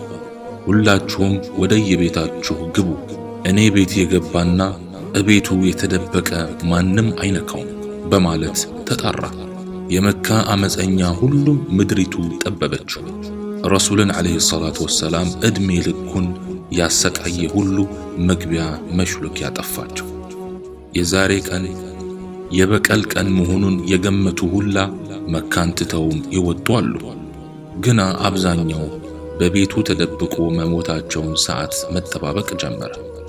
ረሱል ዓለይሂ ሰላቱ ወሰላም መካ ከተማዋን ከመግባታቸው በፊት ሰራዊቶቻቸውን ለሁለት በመክፈል የአስለም፣ የሱለይም፣ የጊፋር፣ የሙዘይና፣ የጁሃይናና ሌሎችንም ጎሳዎች ከመካ በስተቀኝ በኩል እንዲገቡ በማዘዝ ኻሊድ ኢብን አልወሊድን አሚር አደረጉ። በከተማው በግራ በኩል ደግሞ ዙበይር ኢብኑ አልዓዋምን አሚር በማድረግ ሰራዊቶችን ልከው እሳቸውም ወደ መካ ለአላህ ምስጋና እያደረሱ ገቡ።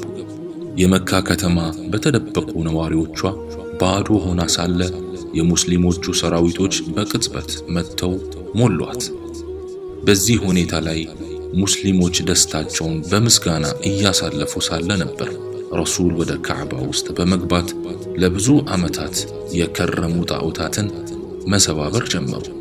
ከዚያም ረሱል ዓለይሂ ሰላቱ ወሰላም ቢላልን አዘዙትና በመካ የመጀመሪያውን አዛን ካዕባ ጫፍ ላይ በመውጣት አሰማ። ሕዝበ ሙስሊሙ አዛን ሲሰሙ ፍጹም ተረጋጉ፣ ዝምታ ሰፈነ።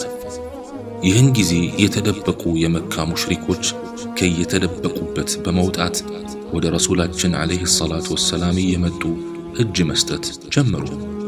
ከዚያም ረሱል ዓለይሂ ሰላቱ ወሰላም ከአላህ ብቻ ሌላ አምላክ የለም ቃል ኪዳኑን ሞላ፣ ባሪያውንም ድል አጎናጸፈ፣ አሕዛብንም ብቻውን አሸነፈ አሉ። ረሱልም ወደ ቁረይሾቹ ስብስብ በመሄድ ዛሬ ምን የማደርጋችሁ ይመስላችኋል በማለት ለዘመናት ያሰቃዩዋቸውን ሰዎች ጠየቁ።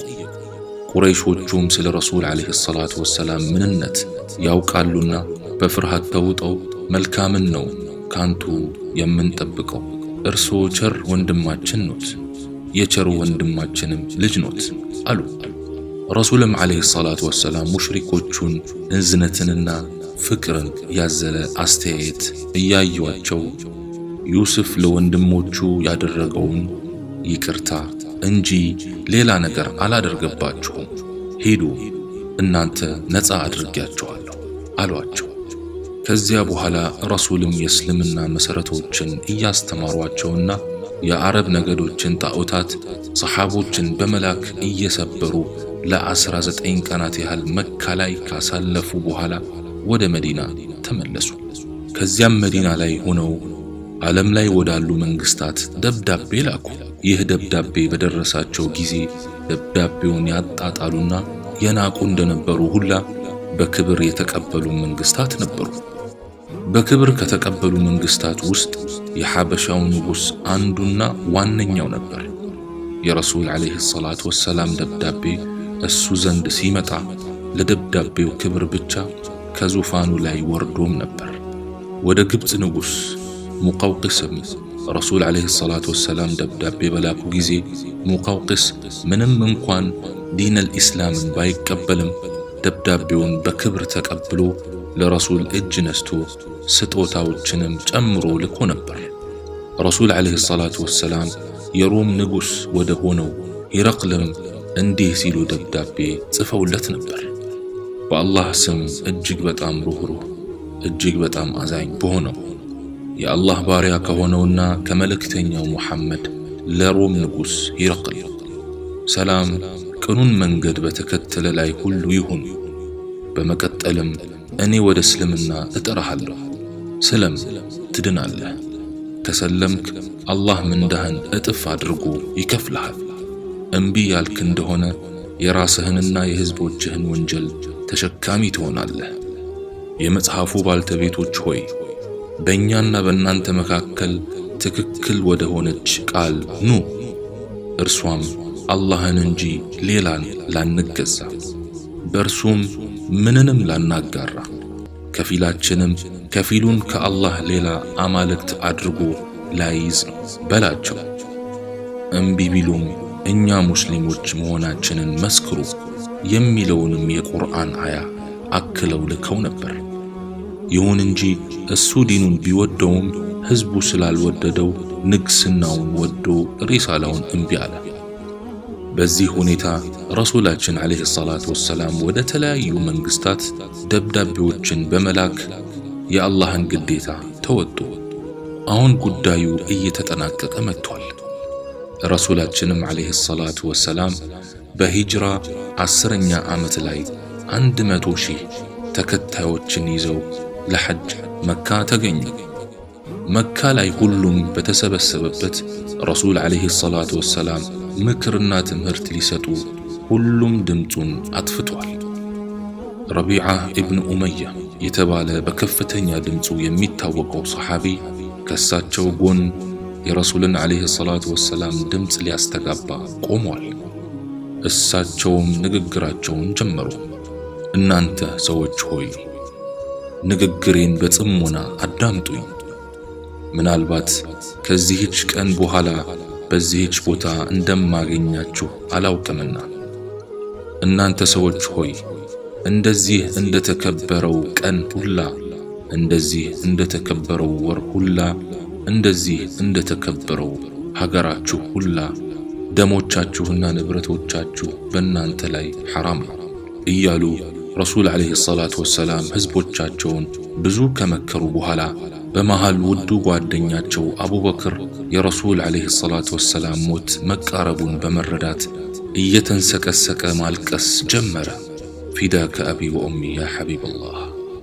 ከዚያም ረሱላችን ተልእኮውን ማድረሳቸውን ሰሓቦች ካስመሰከሩ በኋላ አላህ ሆይ መስክር፣ አላህ ሆይ መስክር፣ አላህ ሆይ መስክር በማለት ኹጥባውን አጠናቀው ወደ መዲና ተመለሱ። በ11ኛው ዓመተ ሂጅራ በወርሃ ሰፈር ረሱል ዓለይሂ ሰላቱ ወሰላም ሮምን ስነ ስርዓት ለማስያዝ ከፍተኛ ቁጥር ያለውን ወታደር አዘጋጅተው በመካከላቸውም ወጣት የሆነውን ኡሳማ ኢብኑ ዘይድን በመሪነት ሹመው ላኩት። ይሁን እንጂ ሰራዊቱ ከተንቀሳቀሰ በኋላ ረሱል ዓለይሂ ሰላቱ ወሰላም በጠና በመታመማቸው ሰራዊቱ በሙሉ ወደ መዲና ተመልሶ ገባ። ረሱል ዓለይሂ ሰላቱ ወሰላም በሕይወታቸው የመጨረሻ ሳምንታት አካባቢ የህመም ስሜት ሲሰማቸው ሶሐቦቻቸውን ሰብስበው ከእሳቸው መለየት እንደሌለባቸውና ትምህርትም አጥብቀው እንዲያዳምጡ ከመከሯቸው በኋላ ወላሂ ለአንድ ጊዜ እንኳን እኔን ማየት የሚናፍቃችሁ ቀን ይመጣል። ያኔ ግን ንብረቶቻችሁንና ልጆቻችሁን እንኳን መስዋዕት አድርጋችሁ ልታዩኝ ብትመኙም አታዩኝም በማለት አሁን ባሉ ሰዓት እንዲጠቀሙባቸው አዘዟቸው። ከዚያም ረሱል ዓለይሂ ሰላቱ ወሰላም ወደ ኡሑድ ተራራ በመሄድ በኡሑድ ዘመቻ የተሰዉ ሰሓቦችን ቀብርም ዘየሩ። በቀጣዩ ቀንም ሌሊት ላይ እኚህ አዛኝ ነቢይ ከእንቅልፋቸው ነቅተው አቡ ሙወይሂባን ቀስቅሰውት እኔ ወደ በቂዕ መቃብር ቦታ ሄጄ ለሙታኖች ምህረትን እንድለምን አላህ አዞኛል፣ ተነስ አብረን እንሂድ አሉት። ከዚያም መርሐባ ብሎ አብሯቸው ከሄደ በኋላ ረሱልም ዓለይሂ ሰላቱ ወሰላም መቃብሩ ዘንድ በመቆም ለሙታኑ ዱዓ አደረጉላቸው። እዚያው ሳሉ ወደ አቡ ሙወይሂባ በመዞር አንተ አቡ ሙወይሂባ አላህ እኮ ዱንያን በሙሉ ቁልፎቿን ሰጥቼ በሷም ዘውታሪ ሆነህ ጀነት ከምትገባና አሁን ከኔ ከምታገኘኝ የቱን ትመርጣለህ ብሎ አስመረጠኝ ሲሉት አቡ ሙወይሂባም ረሱልን ዓለይሂ ሰላቱ ወሰላም ማጣት አይፈልጉምና ያ ረሱለላህ እናቴም አባቴም ፊዳ ይሁንልዎት በዱንያ መዘውተርንና በኋላም ደግሞ ጀነትን ምረጡ አላቸው። ረሱልም ዓለይሂ ሰላቱ ወሰላም ያ አባ ሙወይሂባ ወላሂ አላህን መገናኘትን መርጫለሁ ብለው መለሱለት። ከዚያ ቀን በኋላ ረሱል ዓለይሂ ሰላቱ ወሰላም በጠና ታመው ተኙ። መስጂዱ ያለሳቸው አልሞቅ ብሏል። ሰሓባዎች ሁኔታቸው ልክ የቲም ይመስላሉ። አንድ ቀን አቡበክርና ዓባስ ከመስጂድ በኩል ሲያልፉ ሰሓባዎች ተሰብስበው ሲያለቅሱ ተመለከቱና ለምን እንደሚያለቅሱ ሲጠይቋቸው ከረሱል ጋር የምንውለውን ያን ውብ ውሎ አስታውሰን ነው ብለው መለሱላቸው። እነ አቡበክርም ወደ ረሱላችን ቤት በመሄድ የሰሓቦችን ሁኔታ ለረሱላችን ዓለይሂ ሰላቱ ወሰላም ነገሯቸው። ረሱል ይህንን የሰሓቦችን አሳዛኝ ሁኔታ ሲሰሙ ምንም እንኳን መራመድ ባይችሉም በዓልይና በፈድል ተደግፈው በህመሙ ብዛት አንገታቸውን ደፍተው ወደ መስጂድ በመግባት ሰዎችን አሰብስበው ሚንበራቸው ላይ በትግል ለአንዴና ለመጨረሻ ጊዜ ወጡ። ህዝቡ መስጂዱን ሞልቶታል። ሰሓቦች ለቀናት ያላዩትን የነቢያቸውን ፊት እንባ በሚያራግፉ አይኖቻቸው በስስት እየተመለከቷቸው ነው። ረሱልም ህመም ያደከማቸው ፊታቸውን ቀና አድርገው ሰሓቦችን ሲመለከቱ መስጂዱ በለቅሶ ተናወጠ። ከዚያም ረሱል ዓለይሂ ሰላቱ ወሰላም የሚንበሩን ምሰሶ ተደግፈው እንደምንም ቆሙ። ወደ ሰሓቦችም እየተመለከቱ እናንተ ሰዎች ሆይ ገንዘብ የወሰድኩበት ካለ ይኸውና ንብረቴ መጥቶ መውሰድ ይችላል፣ የመታሁትም ካለ ይኸውና ጀሰዴ ወይም አካሌ መጥቶ መበቀል ይችላል ብለው በአሳዛኝ ድምፅ ተናገሩና የሰሓቦችን ፊት በስስት መመልከት ጀመሩ። ሰሓቦች ቀና ብለው ለማየት የሚሰስቱላቸው ነቢይ ዛሬ በህመም ተዳክመው ኑ ተበቀሉን ሲሏቸው ሁሉም እየተንሰቀሰቀ ማልቀስ ጀመረ። ሰሓቦች የዓይናቸው ማረፊያ ባሉት ንግግር ውስጣቸው ተነክቶ በማልቀስ ላይ ሳሉ ድንገት ዑካሻ የተባለ ሰሓቢይ ብድግ ብሎ ያ ረሱለላህ ዛሬ በቀልን እየጠየቁን ነውና እኔ ልበቀሎ ትፈልጋለሁ። ምክንያቱም የበድር ዘመቻ ዕለት የወታደሩን ሰልፍ ሲያስተካክሉ ሆዴን በዱላዎት ገፋ አድርገው አሳምመውኛል። ስለዚህ ዛሬ ልበቀሎ ትፈልጋለሁ አላቸው። ይህን ጊዜ ሰሓቦቹ በድንጋጤ ዑካሻ ላይ አፈጠጡ። በዚህ መሃል ዓልይ ብድግ ብሎ እኔ ለረሱል ዓለይሂ ሰላቱ ወሰላም ፊዳ በመሆን በእሳቸው ቦታ ሁኜ ብቀላውን ልቀበል ዝግጁ ነኝ በማለት ቆመ። ረሱልም በደከመ ድምፃቸው አይ ዓሊ አንተ ቁጭ በል ከኔው ይበቀል በማለት ዱላ እንዲሰጠው አዘዙ። ሁሉም መስጂዱን በለቅሶ ሞላው። ዑካሻም የተሰጠውን ዱላ በእጁ ይዞ ሰልፉን እየሰነጣጠቀ ረሱል ዓለይሂ ሰላቱ ወሰላም ካሉበት ቦታ ደረሰ። የሰሓቦች ለቅሶ እጅጉን ጨመረ። እንዴት አይጨምር? የዓይናቸው ማረፊያ ህመም ላይ ሳሉ በዱላ ሊመቱ ተዘጋጅተው ቆመው ሲያዩ እንዴትስ አያልቅሱ? ዑካሻ ልክ ረሱል ዓለይሂ ሰላቱ ወሰላም ያሉበት ሚንበር ላይ ሲደርስ ዱላውን ጥሎ በረሱል ሰውነት ላይ ተጠምጥሞ በስስት እየሳማቸው እየተንሰቀሰቀ አካሌ ለርሶ አካል ፊዳ ይሁንልዎት ይል ጀመር። መስጂዱ በለቅሶ ተናወጠ። ሊበቀላቸው የሄደው ዑካሻ በረሱል ዓለይሂ ሰላቱ ወሰላም ሰውነት ተጠምጥሞ ሲያለቅስ ሰሓቦች ራሳቸውን መቆጣጠር አቃታቸው። ከዚያም ረሱል ዓለይሂ ሰላቱ ወሰላም ሰሓቦቻቸውን በስስት እየተመለከቱ በሽታ ባደከመው ድምፃቸው የተለያዩ ምክሮችን መከሯቸው። ይሁን እንጂ መስጂዱ በለቅሶ ተውጧል።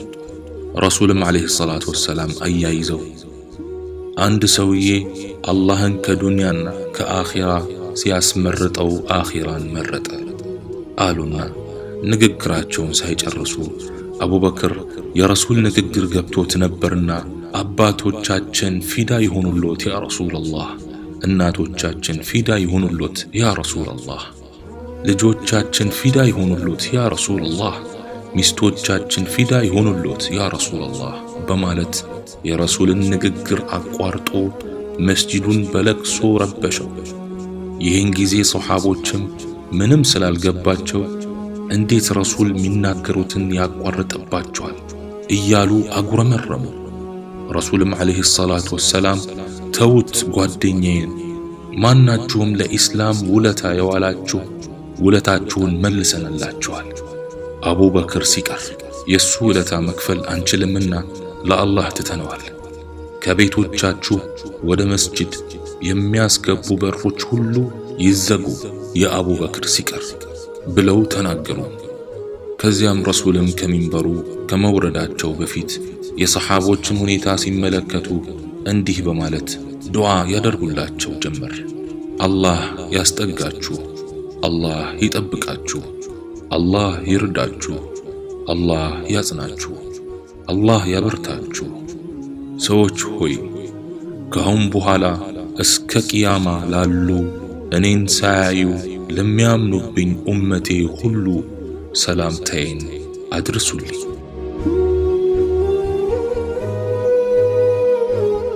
ፊዳከ አቢ ወኡሚ ያ ረሱላላህ። ይህን ካሉ በኋላ ረሱላችን ያችን ሚንበር ዳግም ላይ ወጧት ትተው ወረዱና ወደ ቤት ተመለሱ። ከዚያ በኋላ ህመማቸው እጅጉን እየጨመረባቸው ጉልበታቸውን አዳከሙ። ረሱል መስጂድ ገብተው ካሰገዱ ሰንበትበት ብሏል። ሰሓቦችም እያሰገደ ያለውም አቡበክር ነው። በዕለተ ሰኞ ሰሓቦች በአቡበክር ኢማምነት የሱብሒን ሰላት በመስገድ ላይ ሳሉ ረሱል ከመስጂድ ጎን ካለው ቤታቸው ሆነው መጋረጃውን ከፍተው ሰሓቦችን ተመለከቱና ፈገግ አሉ።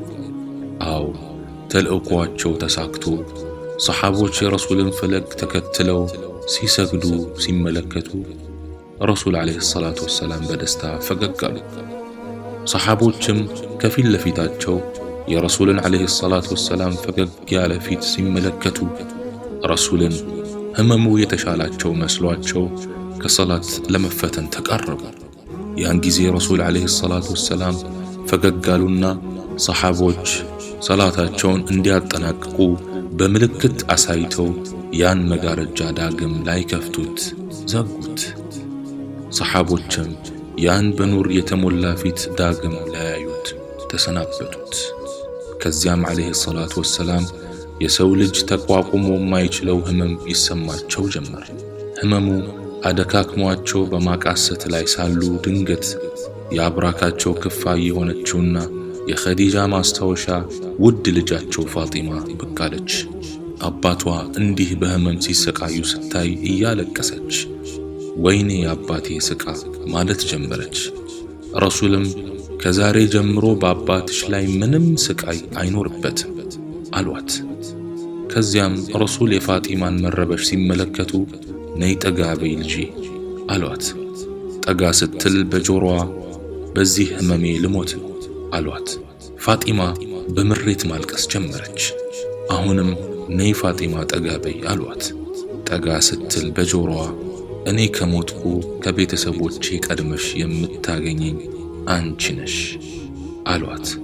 ይህን ጊዜ ሳቀች። ከዚያም ረሱል ዓለይሂ ሰላቱ ወሰላም ቤተሰቦቻቸውን በመጥራት ሁሉንም በስስት ተመለከቷቸው፣ እንባቸውንም አፈሰሱ። ረሱልም ቀና ብለው እንኳን ደህና መጣችሁ፣ አላህ ያስጠጋችሁ፣ አላህ ይጠብቃችሁ፣ አላህ ያልቃችሁ፣ አላህ መልካሙን ያጋጥማችሁ፣ አላህ ሰላም ያድርጋችሁ፣ አላህ ይቀበላችሁ፣ አላህን እንድትፈሩ እመክራችኋለሁ፣ እናንተንም ለአላህ አደራ ሰጥቻለሁ አሏቸው። ከዚያም ቤተሰቦቻቸውም መች ነው ቀጠሮ ብለው ጠየቋቸው። ረሱልም መለያያችን ደርሷል፣ ወደ አላህና ወደ ሲድረቱል ሙንተሃ መመለሻዬ ተቃርቧል አሉ። ቤተሰቦቻቸውም ማን ሰውነቶን ይጠብ ብለው ሲጠይቁ ረሱልም የቅርብ ቤተሰቦቼ አሉ። ቤተሰቦቻቸውም በምን እንከፍነውት ሲሏቸው ረሱልም በዚህ በለበስኩት ወይም በነጭ ጨርቅ ብለው መለሱላቸው። ቤተሰቦቻቸውም ሰላተል ጀናዛ ማን ያሰግድ ብለው ጠየቋቸው። ረሱልም ቆይ አላህ ስለኔ ኸይር ጀዛችሁን ይክፈላችሁ ብለው እጅጉን ተለቃቀሱ። ከዚያም ረሱል ዓለይሂ ሰላቱ ወሰላም አጥባችሁኝ ከከፈናችሁኝ በኋላ እዚያው ፍራሼ ላይ ተውኝ፣ ከዚያም ከኔ ዘንድ ለጥቂት ጊዜያት ውጡና ጅብሪል፣ ሚካኤል፣ ኢስራፊልና መለከል መውት ከሌሎች መላኢካዎች ጋር ይሰግዱብኛል። ከዚያም እናንተ ገብታችሁ ስገዱ። በመቀጠልም ሌላ ሰው በተራ በተራ እየገባ ይስገድብኝ፣ በውዳሴና በሙሾ አዛ አታድርጉኝ አሏቸው። ከዚያም ህመሙ መልኩን ቀይሮ ያሰቃያቸው ጀመር። በዚህ መሃልም ረሱል ዓለይሂ ሰላቱ ወሰላም አንቺ ዓኢሻ በኸይበር ያበሉኝን መርዝ ህመሙ አሁንም እየተሰማኝ ነው አሏት። በመጨረሻም የዓኢሻ ወንድም የሆኑት አብዱራህማን በአፉ መፋቂያ ይዞ ረሱልን ዓለይሂ ሰላቱ ወሰላም ሊያያቸው እቤት ገባ። ረሱልም የአብዱራህማንን አፍ ሲመለከቱ ዓኢሻ ረሱል ዓለይሂ ሰላቱ ወሰላም መፋቂያ እንደፈለጉ ተረድታ መፋቂያውን ተቀበለችውና እሱ የፋቀበትን በኩል ቆርጣ ከዚያም በአፏ አለስልሳ ለውዷ ሰጠቻቸው። የህመማቸው ብዛት ላብ እንደ ውሃ ከፊታቸው ይወርድ ጀመር። ይህን ጊዜ ረሱልም በደከመ ድምፃቸው ላኢላሃ ኢላላህ ሞት ጣዕር አለው፣ ላኢላሃ ኢላላህ ሞት ጣዕር አለው እያሉ ሲደጋግሙ ከወደ መስጂድ በኩል የሰሓቦች የምሬት ለቅሶ እስከ ዓኢሻ ቤት ይሰማ ጀመር። ከዚያም ረሱል ዓለይሂ ሰላቱ ወሰላም እቤት ውስጥ ዓኢሻ ስትቀር ሁሉም እንዲወጡ አዘዙ። ሁሉም ሲወጣ ጅብሪል ገባና ያ ረሱላላህ መለከል መውት በር ላይ ቆሞ እያስፈቀደ ነው፣ ከዚህ በፊት ማንንም አስፈቅዶ አያውቅም አላቸው። ረሱልም ዓለይሂ ሰላቱ ወሰላም እንዲገባ ፈቀዱለትና መለከል መውት ገብቶ ረሱል ራስጌ ላይ ቁጭ አለ። ከዚያም መለከል መውት አንቱ የአላህ መልእክተኛ፣ አላህ ከዱንያና እሱን ከመገናኘት የቱ እንደምትፈልጉ አስመርጣቸው ብሎኝ ነው የመጣሁት አላቸው በሐያ ተሞልቶ። ረሱላችንም አይ ወደ ላይ ያለው ጋር መሄድ ይሻለኛል በማለት ለዘመናት በናፍቆቱ የተሰቃዩትን ጌታ መገናኘትን መረጡ። መለከል መውትም በረሱል ዓለይሂ ሰላቱ ወሰላም ራስጌ በኩል በመቆም አንቺ ምርጧ የሙሐመድ ኢብኑ ዓብድላህ ሩህ ሆይ ከጌታሽ በሆነ ውዴታው ወደ ውዴታው ውጪ፣ ወደ ወደደሽና ወደማይቆጣሽ ጌታ ውጪ ማለት ጀመረ። ረሱልም በዓኢሻ እቅፍ ውስጥ ሆነው እጃቸውን ከፍ በማድረግ በአላህ ይሁንባችሁ፣ ሰላታችሁን አደራ፣ በስሮቻችሁ ያሉትንም አደራ፣ ኡመቲ ኡመቲ ኡመቲ እያሉ ሰውነታቸው ቀጥ አለ። ከፍ ያለችው እጃቸው ወደቀች።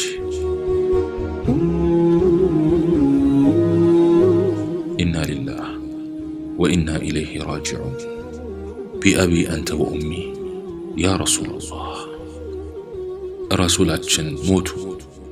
ያለ እናትና አባት በእንግልት ያደጉት ረሱል ሞቱ። ለኡመታቸው ሲያለቅሱ አንድ ቀን ያላረፉት ነቢይ ሞቱ። አንድ ቀን የስንዴ ዳቦ ጠግበው ያልበሉት ረሱል ሞቱ። እኛን በመናፈቅ የሚያለቅሱት ነቢይ ሞቱ። ያ ምድርን ለ63 ዓመታት በኑራቸው ያበሯት ነቢይ ሞቱ። ያለኛ ሂዳያ ብለው የተጠሙት ነቢይ ሞቱ።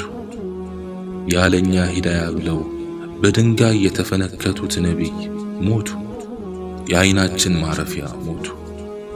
ዓኢሻ የእሳቸውን መሞት ስትመለከት ወደ መስጂዱ በመግባት ለተሰበሰቡት ሶሓቦች ያ አላህ መልእክተኛ ሞቱ፣ ያ አላህ መልእክተኛ ሞቱ እያለች መጮህ ጀመረች። ያኔ ሶሓቦች ራሳቸውን መሳት ጀመሩ። ከእሳቸው በኋላ ያለውን ኑሮ ሲያስቡት ስሜታቸውን መቋቋም አቃታቸው። ግማሹ ራሱን ስቶ ይወድቃል። ዓሊይ የሚሆነው ጠፍቶት መሬት ላይ ተዘርሯል። ዑስማን ራሱን ስቶ ሰው እጁን ይዞት ወዲህ ወዲያ ያደርገዋል።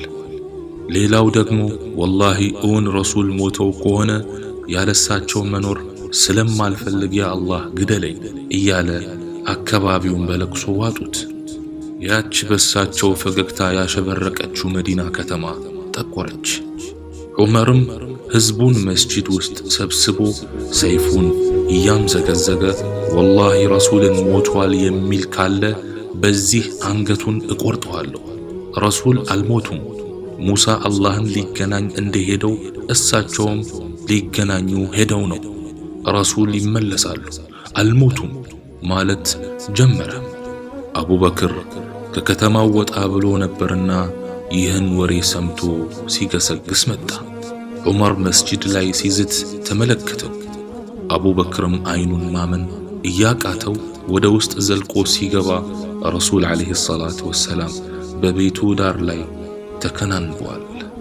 አቡበክርም ጠጋ ብሎ ፊታቸውን ገልጦ በስስት እየተመለከታቸው ከአይኑ እንባ እያራገፈ በመሳም እርሶ ሞተውም ሕያው ሆነውም ምንኛ ያምራሉ ያ ረሱለላህ፣ አላህ የጻፈበትን ሞት እንኳን ቀመሷት፣ ካሁን በኋላ ሞት የሚባል ነገር የለበትም ብሎ ፊታቸውን ሸፍኖ ሰውን ሊያረጋጋ መስጂድ ገባ።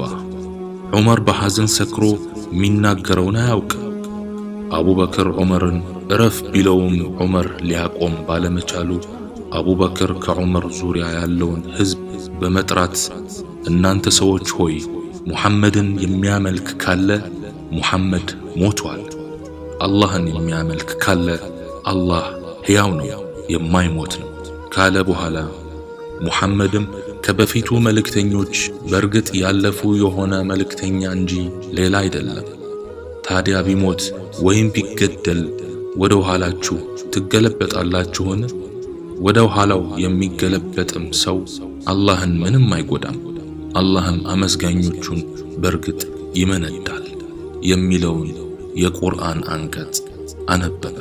ይህን ሲሰሙ ሰሓቦች የረሱልን ሞት አምኑ። ዑመርም ተስፋ ቆርጦ ፈዘዘ። አቡ ሁረይራም እግሩ ተብረክርኮ ወደቀ።